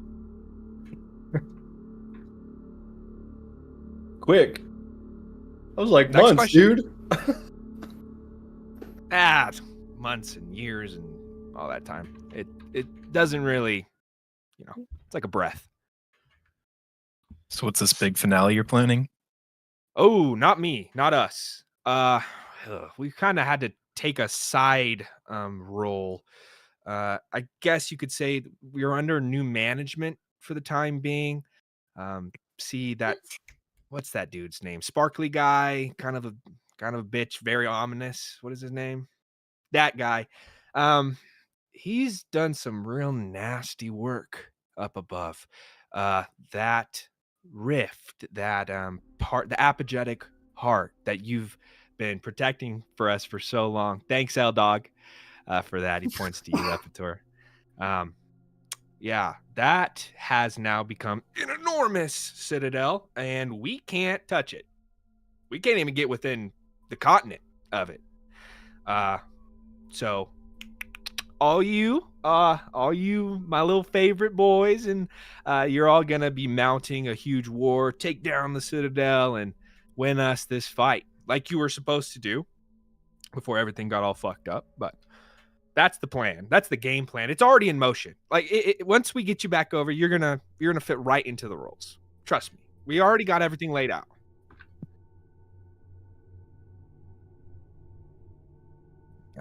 Long history. There's a lot of family drama, locked away elder horrors and stuff like that. Don't worry about that. We'll take care of the aftermath. You just need to get there, destroy the obelisk, take out Zenith, the whole kit and caboodle, you know, hero story and everything. And afterwards, everything's going to be peachy keen. Paradise, once again. Sound good? Because we can get going right now. These are hard words to believe coming from you.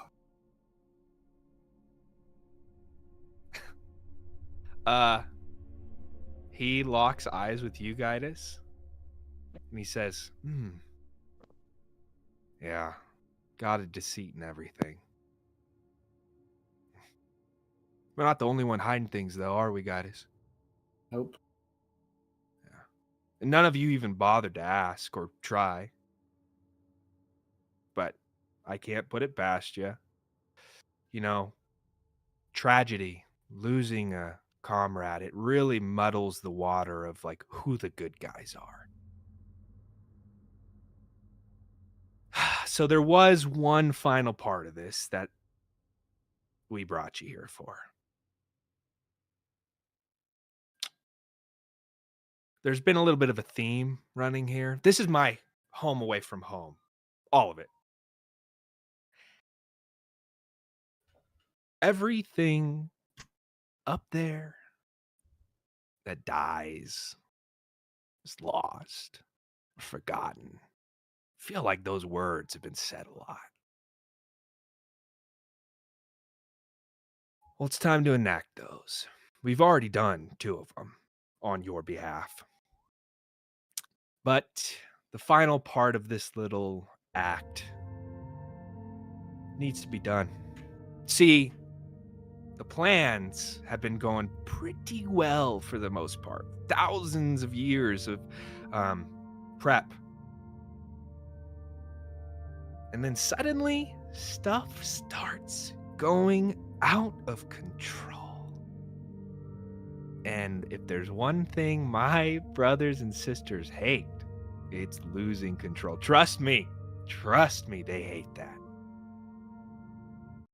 We couldn't figure out why. We couldn't figure out what was going on. And then the thought occurred to us, the champions we picked, we didn't even bother to see if maybe they were the ones ruining the things. Maybe if one of our chosen was on the other team the whole time.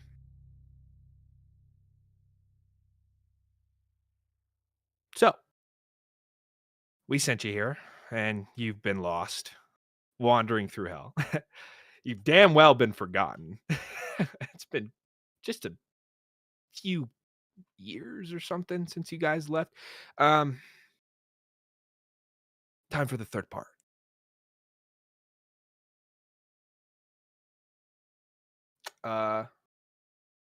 Redalus.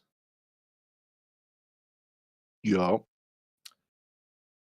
You go unconscious.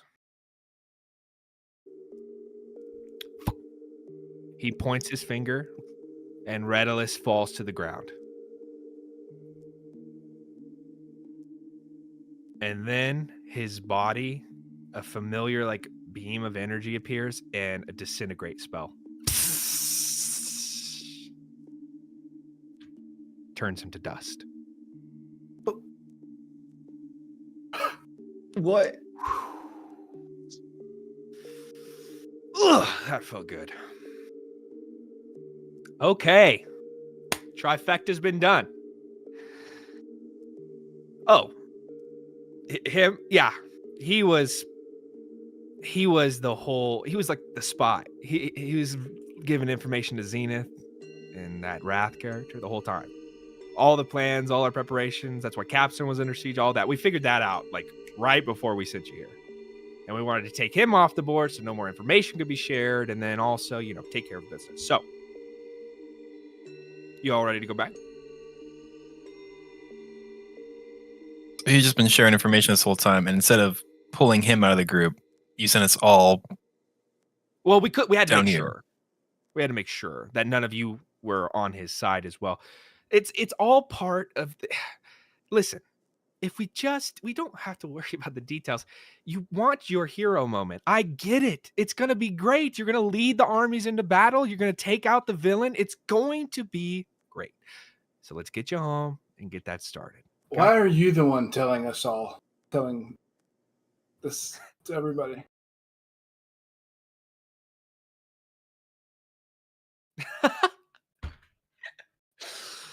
Oh. It's because I'm the only one who can... Well, for you in particular, I'm the only one that you can tolerate enough. God of lies, God of deceit.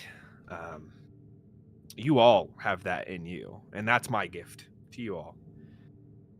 But there's something else that you all started to grow. There's doubt. Doubt in us. Doubt in the world. And that was part because of me. I grew that like a little gardener. Those little bits of doubt in the back of your mind, if like maybe they're all good, maybe they're all bad, maybe they don't care about us. That stuff was my part. So you're kind of my pet project. Second draft of Mortality. None of the other people. I mean, we even sent Big Mama Dragon herself just to confirm, but none of those other mortals, they don't act like you do around us. They grovel, they pray, they do all this stuff because that's in their nature, but you all doubt. And because of that, we can't completely control you. And as he says that, you all remember, well, those that were there present after the Test of Metal game, that divine presence that arrived that none of you were aware of when everybody was frozen with fear, but you weren't. That memory creeps into your head.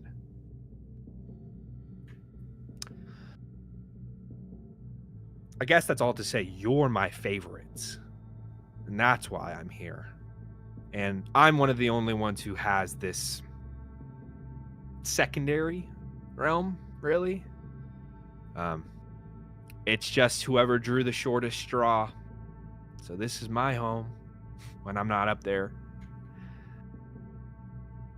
Are you and the others all on the same page? We are almost never on the same page. But if you're meaning about the plan, yeah, for the first time in a long time. And what's the end goal for you guys? Yeah.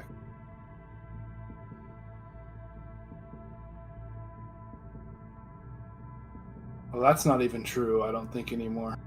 We've all died. Aren't we all out of the hero's moment? Aren't we nothing anymore? Not you, champ. He smiles at Akuji. Beautiful. It worked out perfectly, didn't it? Yeah, it was a consolation prize. That was part of our dealings. Was I get my guy. We take out the double agent. But everything's on track now. Your army they are getting ready and they're waiting for your return. I mean, it won't remember you, but it's fine. Trust me, everything's going to be fine.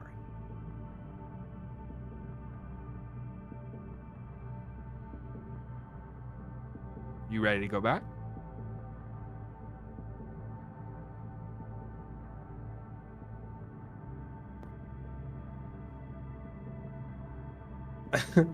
As you stand next to the pile of ash that was once Redulus' body.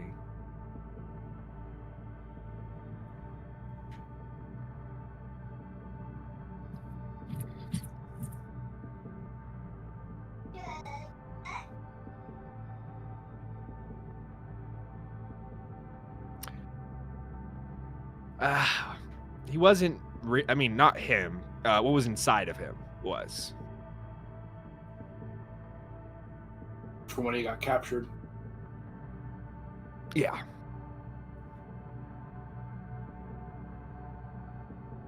Well, way before. I even think before that. Crystals. Yeah.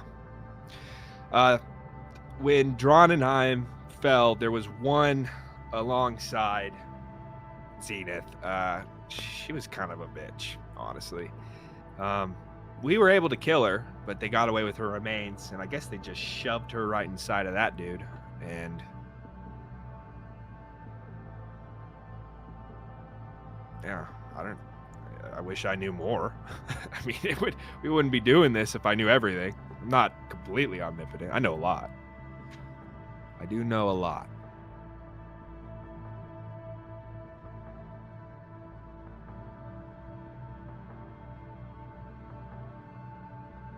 Oh yeah. Every inch of it.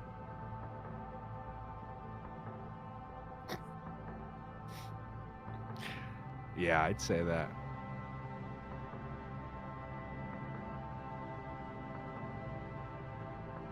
Mm.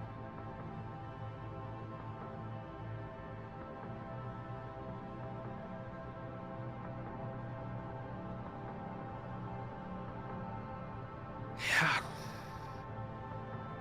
So even the portal that we opened, I mean, you probably wanted that to happen.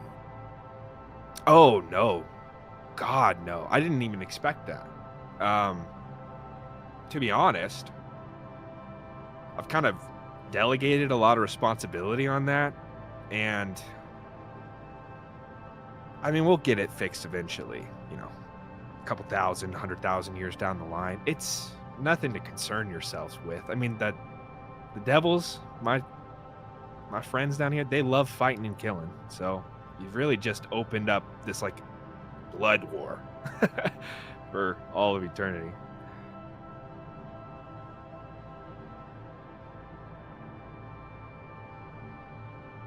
It doesn't bother me though.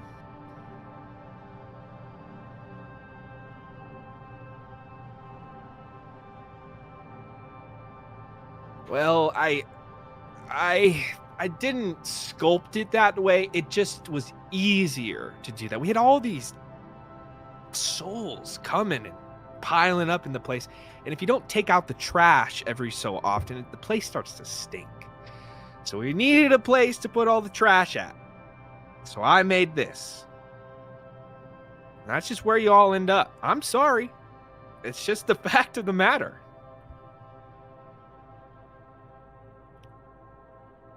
So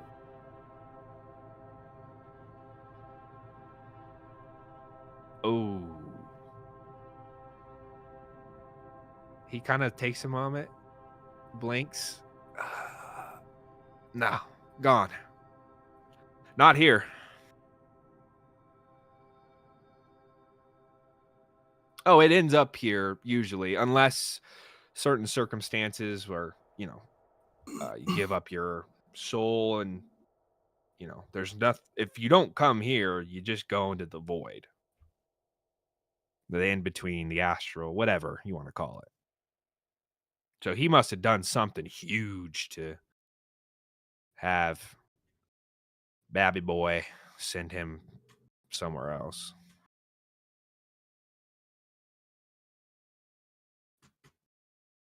So then what was even the point of the champions in the beginning? That went fought all those wars. And I came in a little late, to be honest. Just to send them here. Send us here.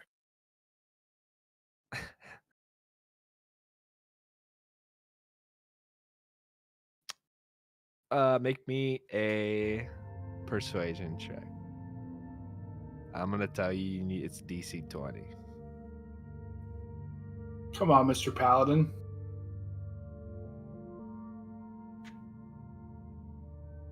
Persuasion 22.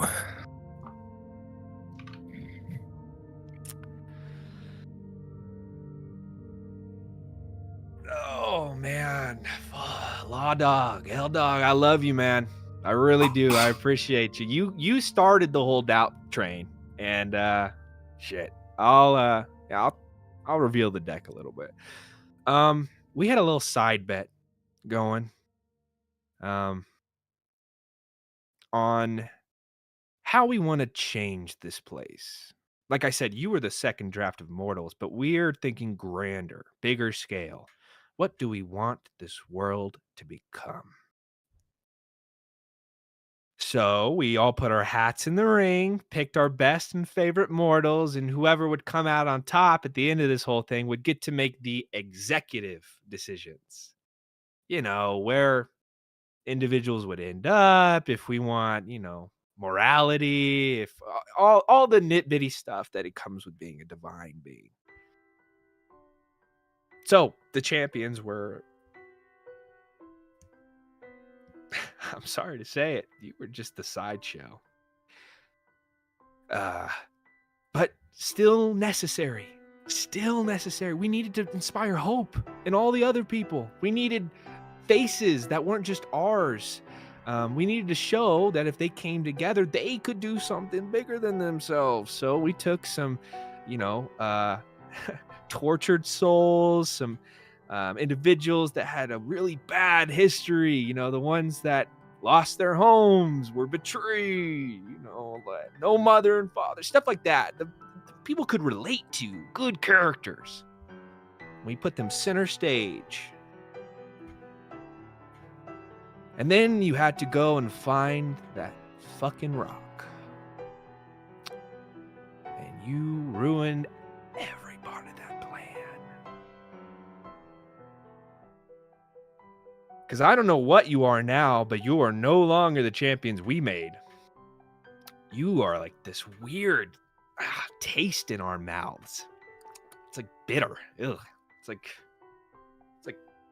garlic, just raw garlic. Your paradoxes in their complete form. We don't know why. And it all has to come from that little rock you found. But we figured if we could just get you right back on the path, you'll complete your job anyways. And then, oh, I'm sure you know what happens after.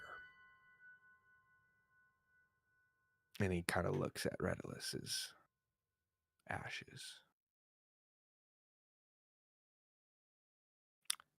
You'll end up back here.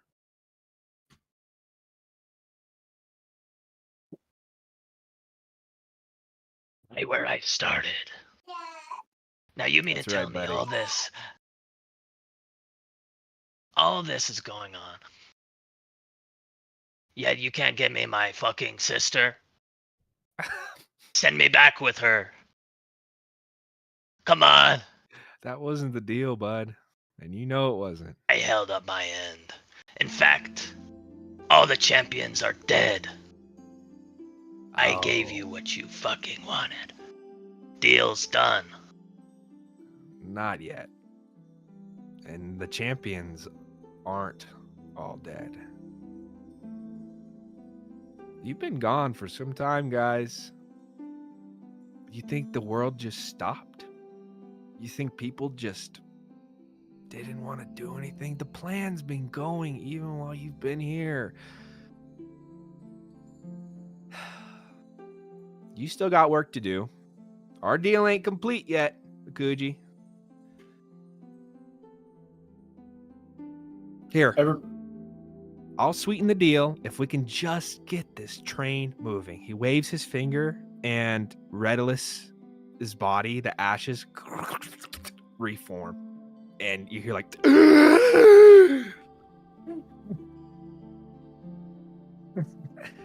Why's he look See? like that?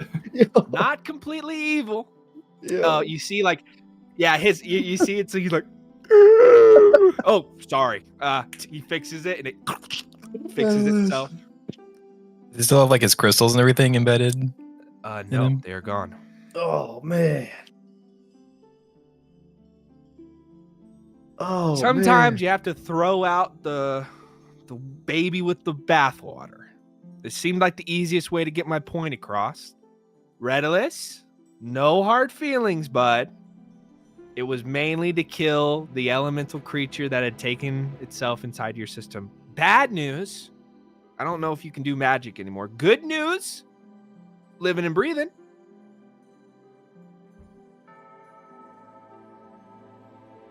Oh yeah, it like rattled on the ground a little bit. So you can go and pick it up if you want. It's not on you. And you're buck naked. Oh, sorry. Clothes appear. God damn. Fucking third leg down there. I'm gonna be honest. I had very specific thoughts about what I thought the gods were gonna be, and this was not it. I'm not like them, trust me.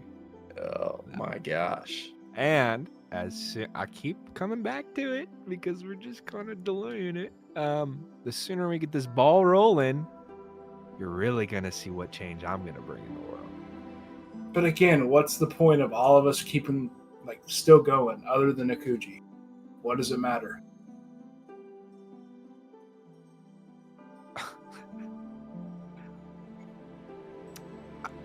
Okay, I totally get it. I skipped that part. If we don't stop Zenith, everybody in the world is gonna die. Sorry, slipped my mind. So, Doesn't really seem like that's a big deal this whole time. Oh, you sat. Hello? You're like a robot. You're And you're coming kind of frozen. Hey, is it better now? a little bit. except for your camera. There he's back. Time stop. You're back. What was your question? I mean, again, it doesn't seem like. It seemed like the destruction of the world wasn't really that big of a deal to you guys. It didn't seem like all these people dying was really a problem to you. It wasn't. It was actually a part of the first plan, and then that all got sidetracked. We really overestimated what Zenith was capable of. I'm not gonna lie. We had an idea, but then he started to look beyond himself.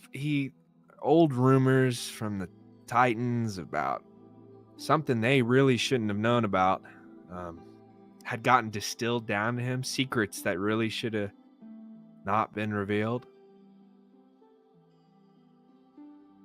And I won't lie, he kind of blindsided us. We can't see to all his plans and what he's doing. We know it's really bad. The future's gotten a lot worse. And we know you are all at the center of that, the whole paradox thing. Whatever is going to happen, you are going to stop. And we know that for sure. So, like I said, kind of on a timetable. We've only got a few more days left before the big event. So what did touching the rock mess up exactly? Are you asking him that or me that? Asking him. That's the crazy part. We don't know. We can't see. There's all right. In a mortal's life, it's a road, okay? And we can see what they're gonna do, what purpose they have. Sometimes it changes, and there's a right turn and a left turn. And then we saw your guys' path. Hell, we laid it out for you. And then there was a big ass pothole, and you all stumbled into it the moment you touched that rock. Don't know where it came from. Don't know what the point of it was. But that's why I had to come intervene, because we felt a disturbance in the force. Something was shifting the timeline around, and it was all coalescing around your group. That's why I had to bring Vinric back, because we had to figure out what was going on. That's why you're still here, Redulus. You're still a part of the grand plan. Goran, unfortunately, he took things into his own hands. But we've got replacements. Lepitor, buddy, you're all that time defending the heart. You're also part of it. You've got that little blight, that little tumor on you, where fate is just fucking ripping itself apart around you. Whatever's gonna happen, you're all at the center of it, and it's gonna change Foundation forever.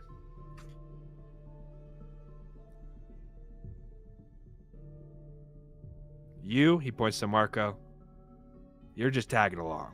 I'm gonna be honest with you. You're a wild card. What's your name? I'm glad that you don't know. Okay.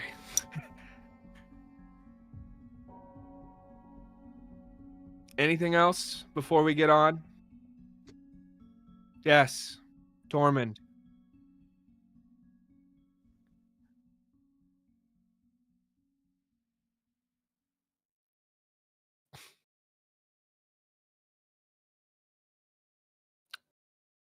All right. I'll look That's over. it. fair. That's fair. I'm not saying it's not. Okay? The world is kind of fucked up. We're trying to fix it. There's a plan in motion, and everything's going to change.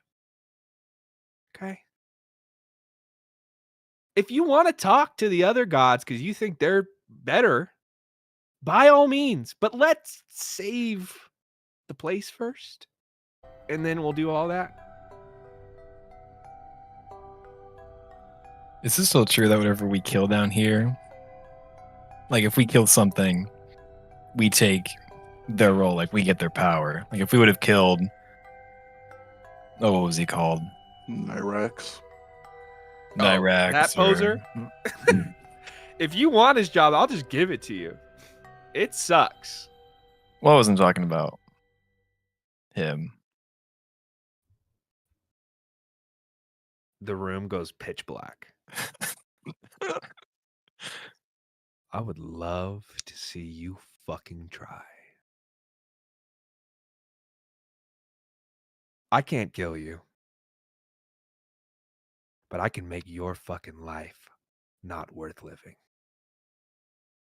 We only need you for the grand finale. After that, it's fair game. So I'd be very careful. Doesn't seem like there's much of a point of living right now anyway. Might be worth a shot. The room lights back up. Yeah. Hey. Them's the breaks.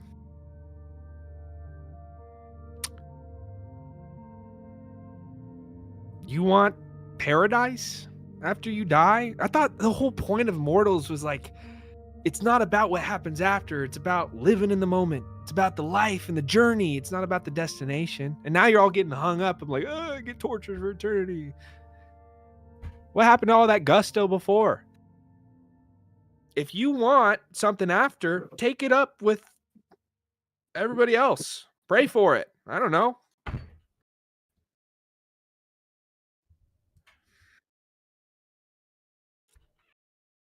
We could fight him. That's what I'm saying. If Lep goes, I'm going.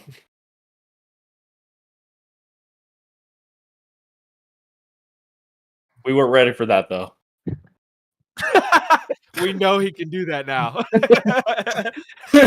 I have a shield, guys. Quickest TPK. Yeah, the snap of his fingers, he wins. I'm tired of this shit. If you want to do that, go ahead. You all will know what will happen. What do you mean by I've made that? that pretty clear. He literally said he can't kill us. No. That's correct. That's correct.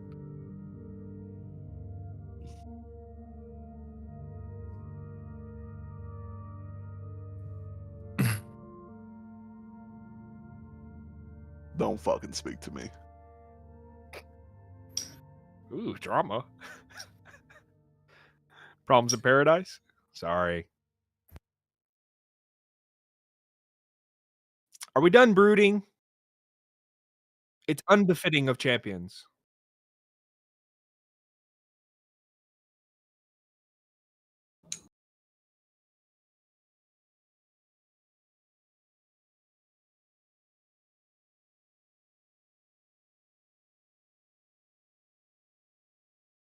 That's fair. Snaps his fingers. Little portal opens up. Home awaits. I just start walking.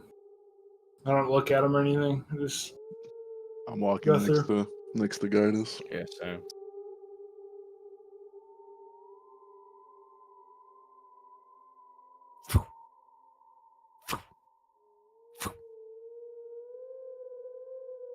All of you go through. Okay, I like that.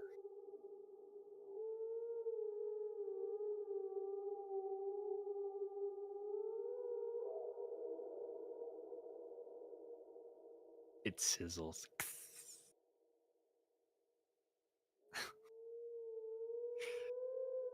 He just smiles.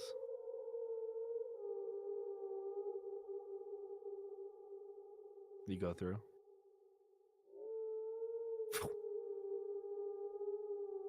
All of you go through. Yeah. I'm gonna go last. I'll tell him, I hope you have something special planned for me. Oh, don't worry, buddy.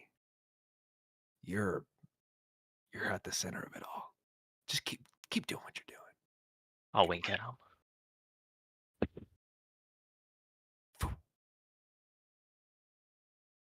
You all disappear through the portal and arrive the earth beneath your feet. Fresh air, cold air. And the small little cold, sharp trickle of snowflakes landing on your head. The area around you, it is beginning to become dusk. Clouds in the sky, a light snow falling. There is blankets of white powder, like it's already been snowing for several hours. There are no trees. There are no buildings. You appear to be in this enormous, scarred, flat land.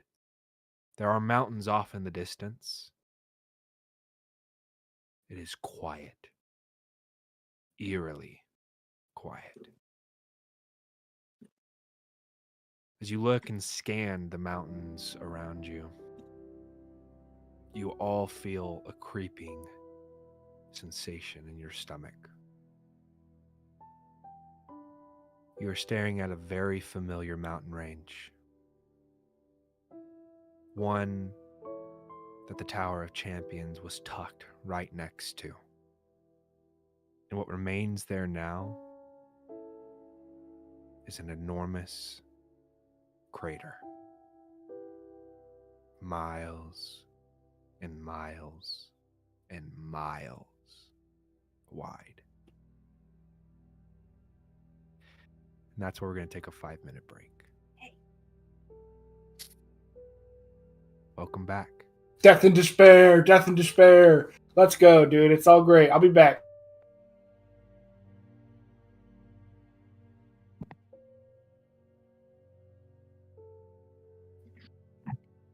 I should have fought him.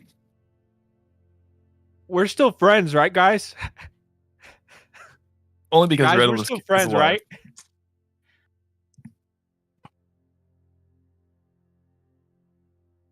right?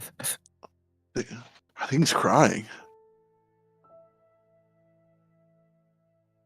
Yeah, he's done.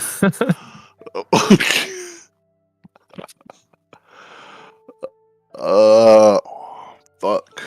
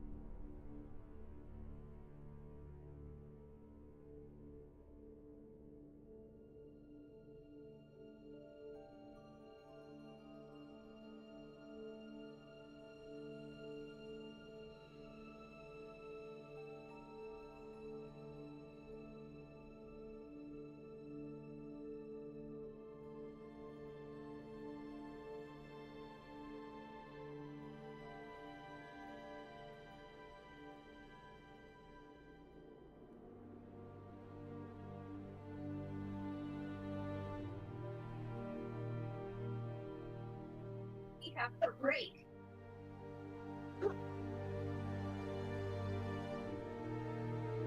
Good. I'll join in while you feed the cats, okay? Yeah, I'll take over.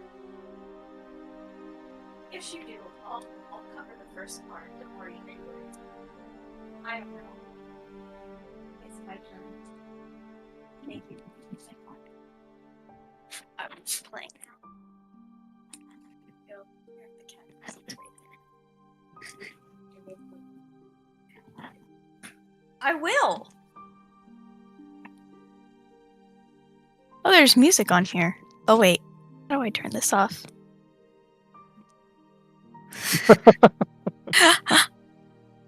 Hello. Hello. How are you? I don't know how to work this. We should be a switch on there. Yeah, well.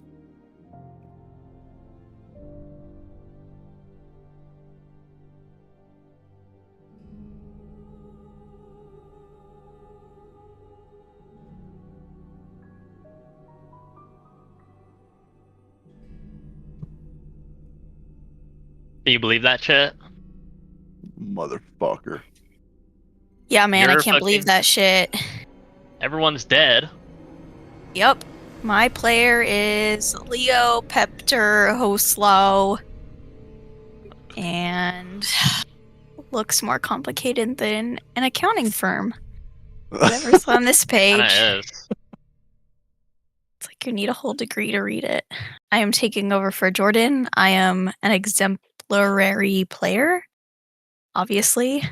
Nice. So, hi, Colin.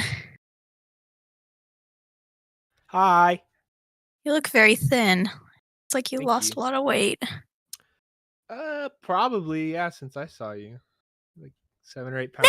Nevin! I've Nevin! gained 46 pounds. Apparently, we got some rats up in here. What's going on? Nevin, where's Macy? Can I talk to her? No. You idiot. Is she home? Yeah, she's watching Niles.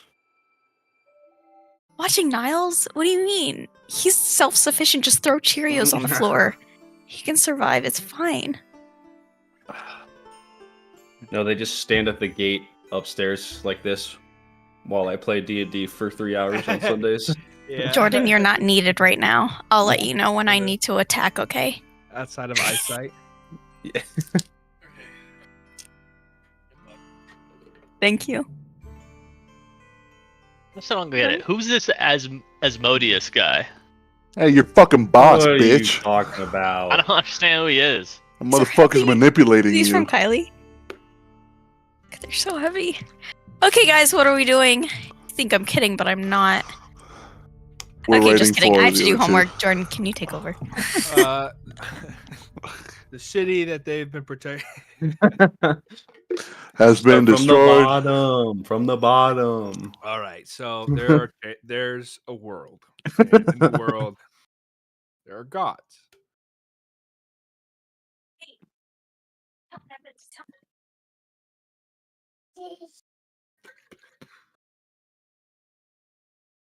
Cole's punching the buck out of Nevin. the wall. What's up? Tell Macy to answer the phone. Okay. Macy, will you give me some crackers? Did you do it? No. You asked for crackers? That's so funny, bro. Why is that the funny shit? I'm talking like 4. He like Oh, look- throws them out. Man, look, he's back. Oh, He's so handsome.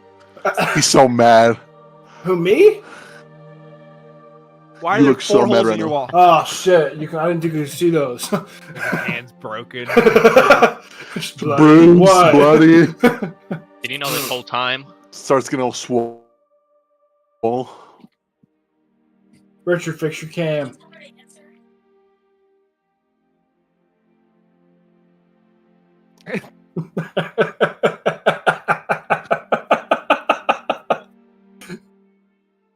That's just how Okay. he looks. He's fine. You all arrive in the scenario I described. That's 2. Can we get 3? 3! Are you deli meat and pepperoni with saltine crackers? Is that just mustard cheese? Looks like there's bites taken out of it. Guys, focus up. What are we doing here? Sorry, there's Right, crackers right, and sorry. cheese and shit. Sorry, my bad. Sorry. As the snow begins to pile up on your boots, refreshing cold as we endure the winter that apparently has overtaken this land. You 6 stand there, all taking in the same view and understanding of where you stand, taking in the same.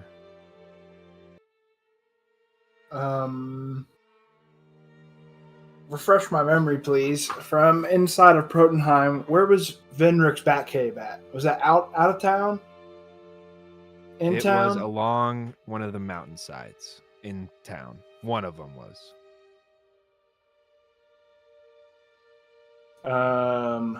But that's within the crater. Yeah, but from a long shot. So, like, would I even be able to kind of vaguely tell where that would have been or anything like that? Yeah, you can make me a perception check. Inspiration. The crater didn't expose like the underground city or anything. Do you want to make an investigation check? Dude, another natural 20 on the bow dice. 26. Sounds like guys has it. Hello. Dude, this whole time in the stream, haven't been able to hear me. Alejandro just texted me. Shame. Damn shame. Hello. You Damn had some shame. really good solo moments, too. That speech you had, they didn't get to hear it. I'll have to put None of- subtitles. We'll do voiceovers. I'll do Tormund's. And then he went, you're a monster. You're I just want to. He's doing it drunk as shit. Listen, You're the monster, It's really fucked up audio. Thank you, Jason and Alejandro, in the chat for. Yeah. Oh, thank you, Alejandro, for the 500 bits. Oh my god, so generous. For the roses. Thank you for the roses. Thanks for the rose.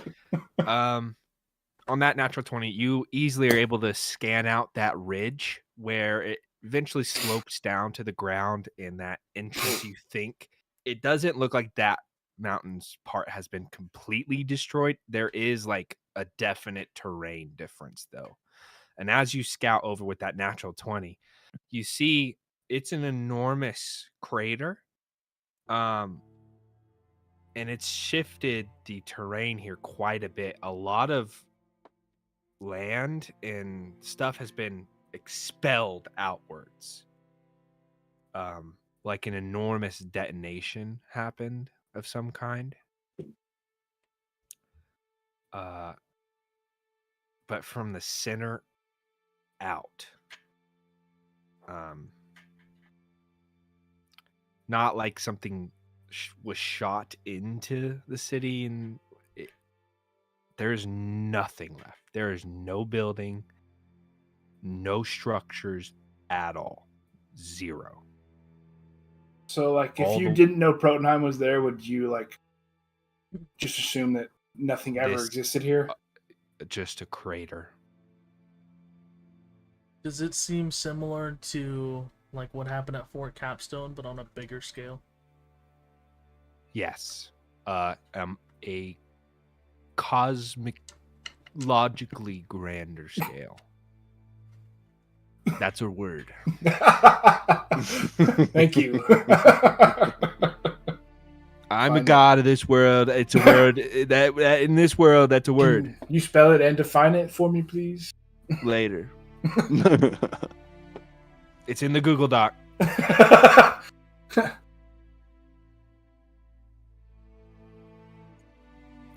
Did the portal close behind us? Is Asmodeus here? Or A hand comes through. Oh.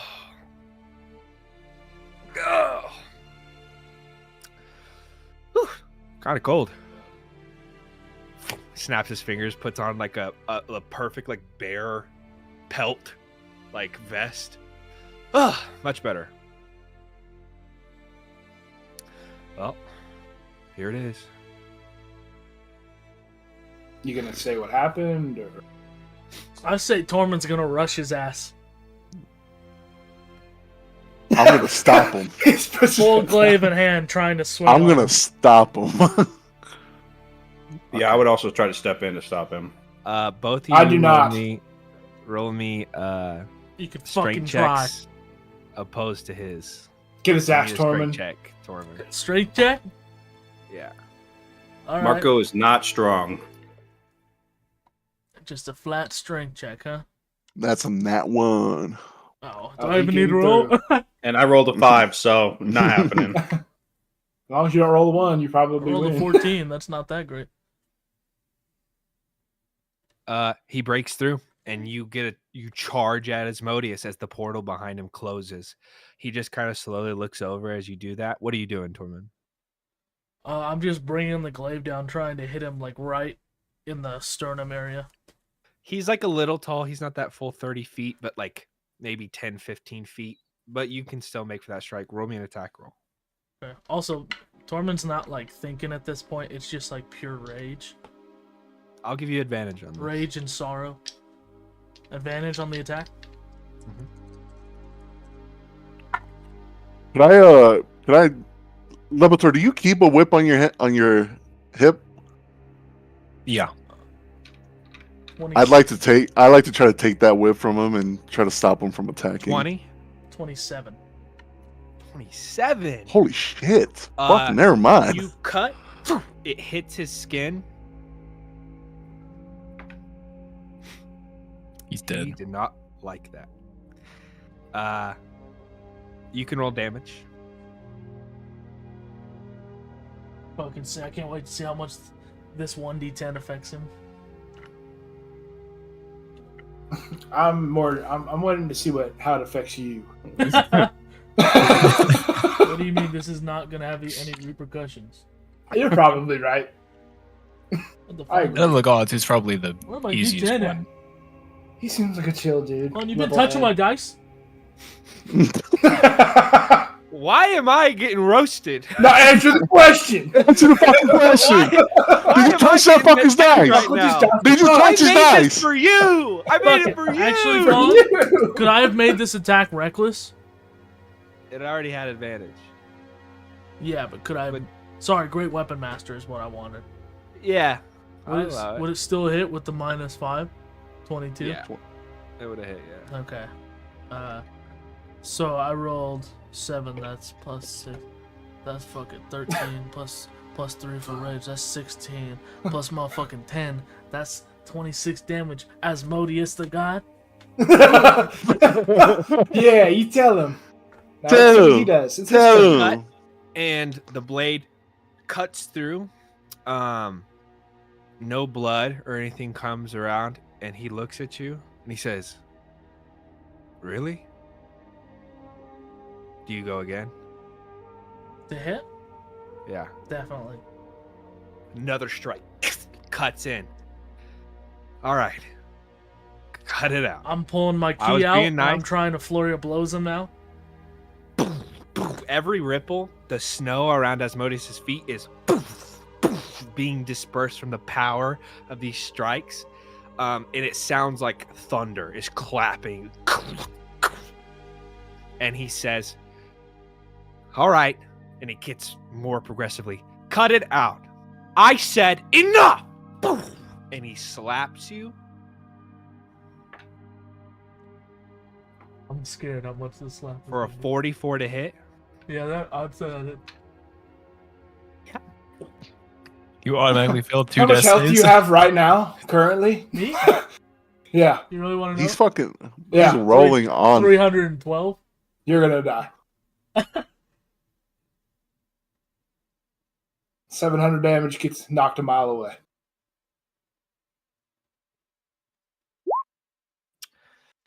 You take 74 points of bludgeoning damage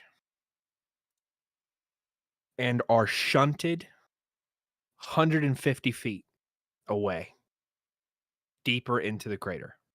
As Tormund's body rolls through the sky, hits the ground 4 more times, You take an additional. Oops. Who?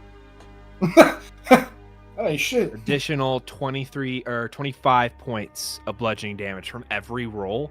You all see this happen in slow motion as Asmodeus backhands Tormund across this snow-covered field. Blood spirals in the air in slow motion, and you see droplets hit the snow. And as Tormund rolls again onto the ground, puddles of red coating that as you all just stand there for a moment. And Asmodeus, you swear for a second you saw like this fire in his eyes, and he kind of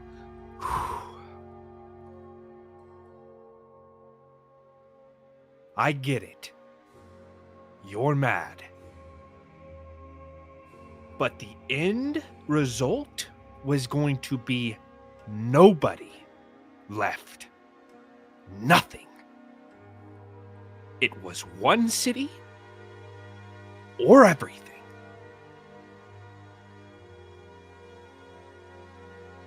Be angry at me. Be angry at all of us if you want. You still have a job to do. He's not even talking to Tormund. He's talking to the rest of you standing there. They're heading to Wynandir. I recommend you get there as fast as you can. They should be at a Salos crossing by now. And for all our sakes, I hope you can get the job done. Because that was the whole point of all of this. He looks over at Tormund. I'm gonna say he's gotten up and he's trying to run back. Okay. You're fat. What's your full movement speed? 55. You could do it with a spend a key point. He goes, and as you go for another strike. Wait, can I?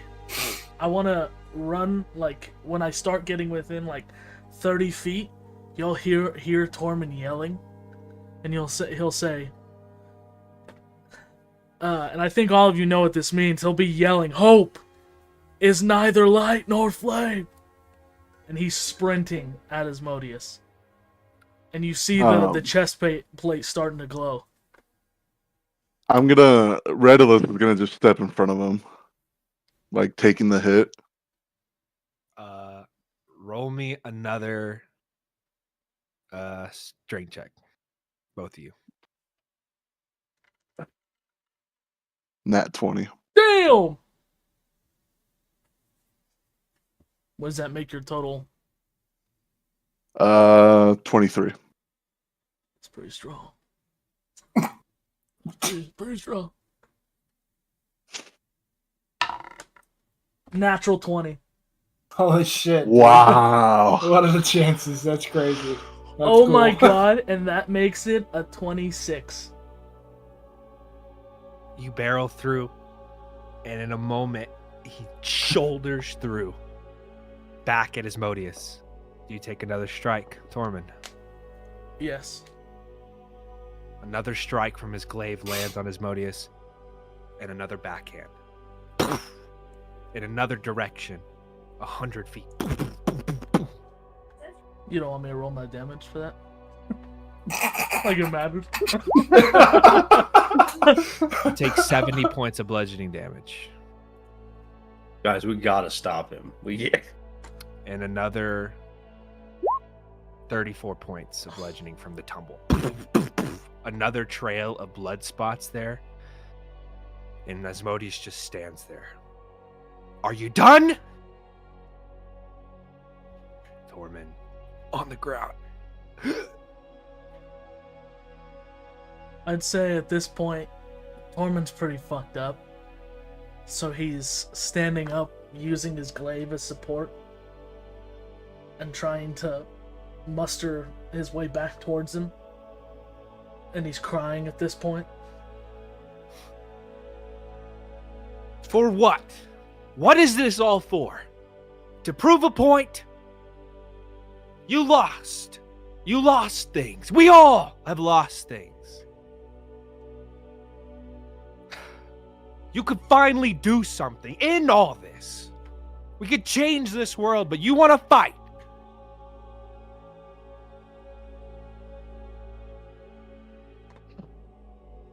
I'm gonna keep coming. And as I get close, I'm gonna try and grab him with my hands. Like letting my glaive fall, I'm gonna grab him. He keeps kind of ranting a little bit. He says, even if we gave you all the power we could, what would you use it for? Yourselves? Your own kingdoms? We gave you the world to shape, and you made 3 cities and conglomerated them. That's all you did.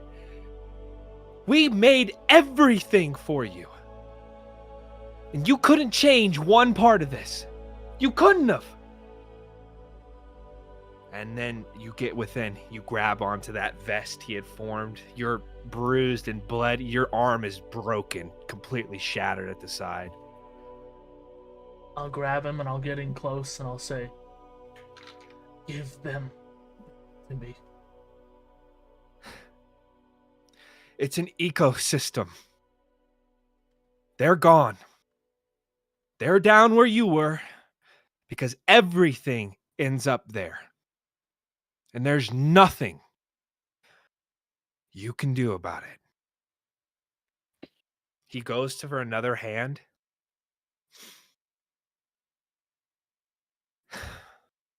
Assailants crossing. You have 3 days. Snaps his finger and disappears.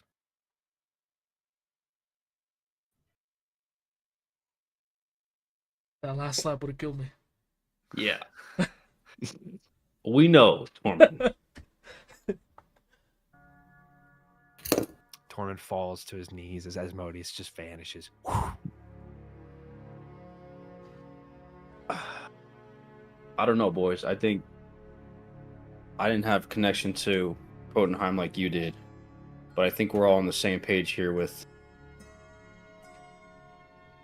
I think we really do need to come together.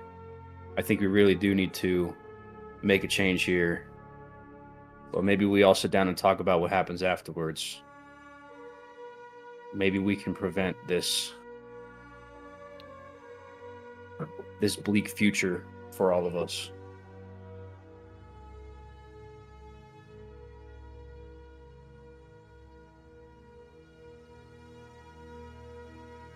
I'm gonna walk up to Tormund on the ground and use all of my lay on hands pool. Give him 75 points of healing.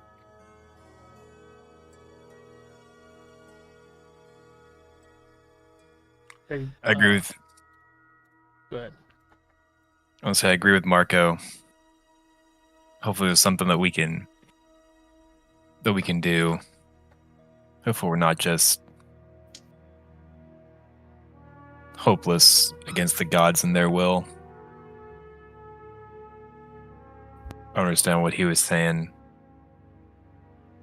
Acting like they couldn't control that any of this happened.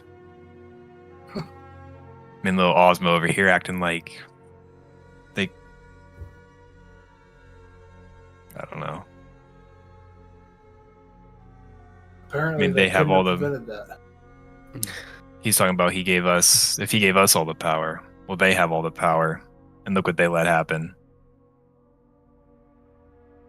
I mean, he also, at the end there, kind of really showed his hand, saying, like, we weren't really much when he just said earlier that we even interrupted their earlier plans. There's something that we have. I don't know what this stone he was referring to that you guys found, but clearly we've stumbled upon something that even the gods don't understand. And maybe there's something there that we can shape. Something past just this battle that's in front of us.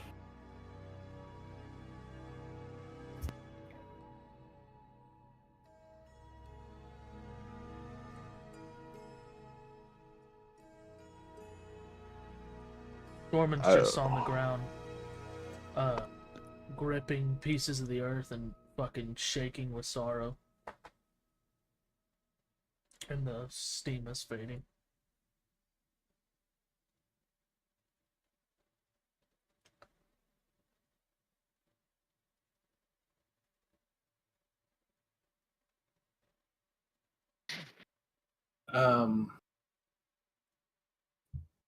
Would Guidus know how far or where Salent's Crossing is? Like, is that familiar to me? You've never been there personally, but you know it's a small river or oceanic channel that the land bridge that connects Quasar and Wynandir runs through. It's a small outpost. It's from where you guys are, month or so march away. Okay, so I know then. Either way, it's gonna take us a while to get there. But he's given us 3 days. Gonna walk up to Tormund and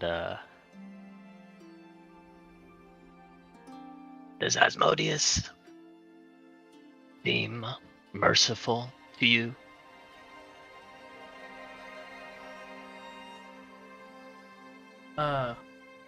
I would say as Akuji does that,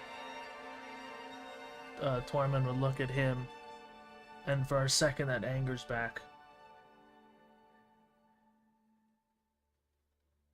then I'll say, Then why didn't he kill you? Because he didn't want to? Or because he couldn't?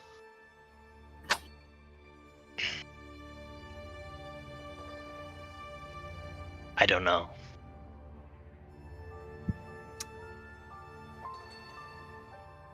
And with that, our 6 heroes standing in a white field dotted with red spots. An enormous crater in the heart of the last hope of humanity. 3 days until the apex of whatever all of these events have meant. Until Foundation changes. We will see what happens next time in our Tales of Foundation. Excellent. Heck yeah. Dean.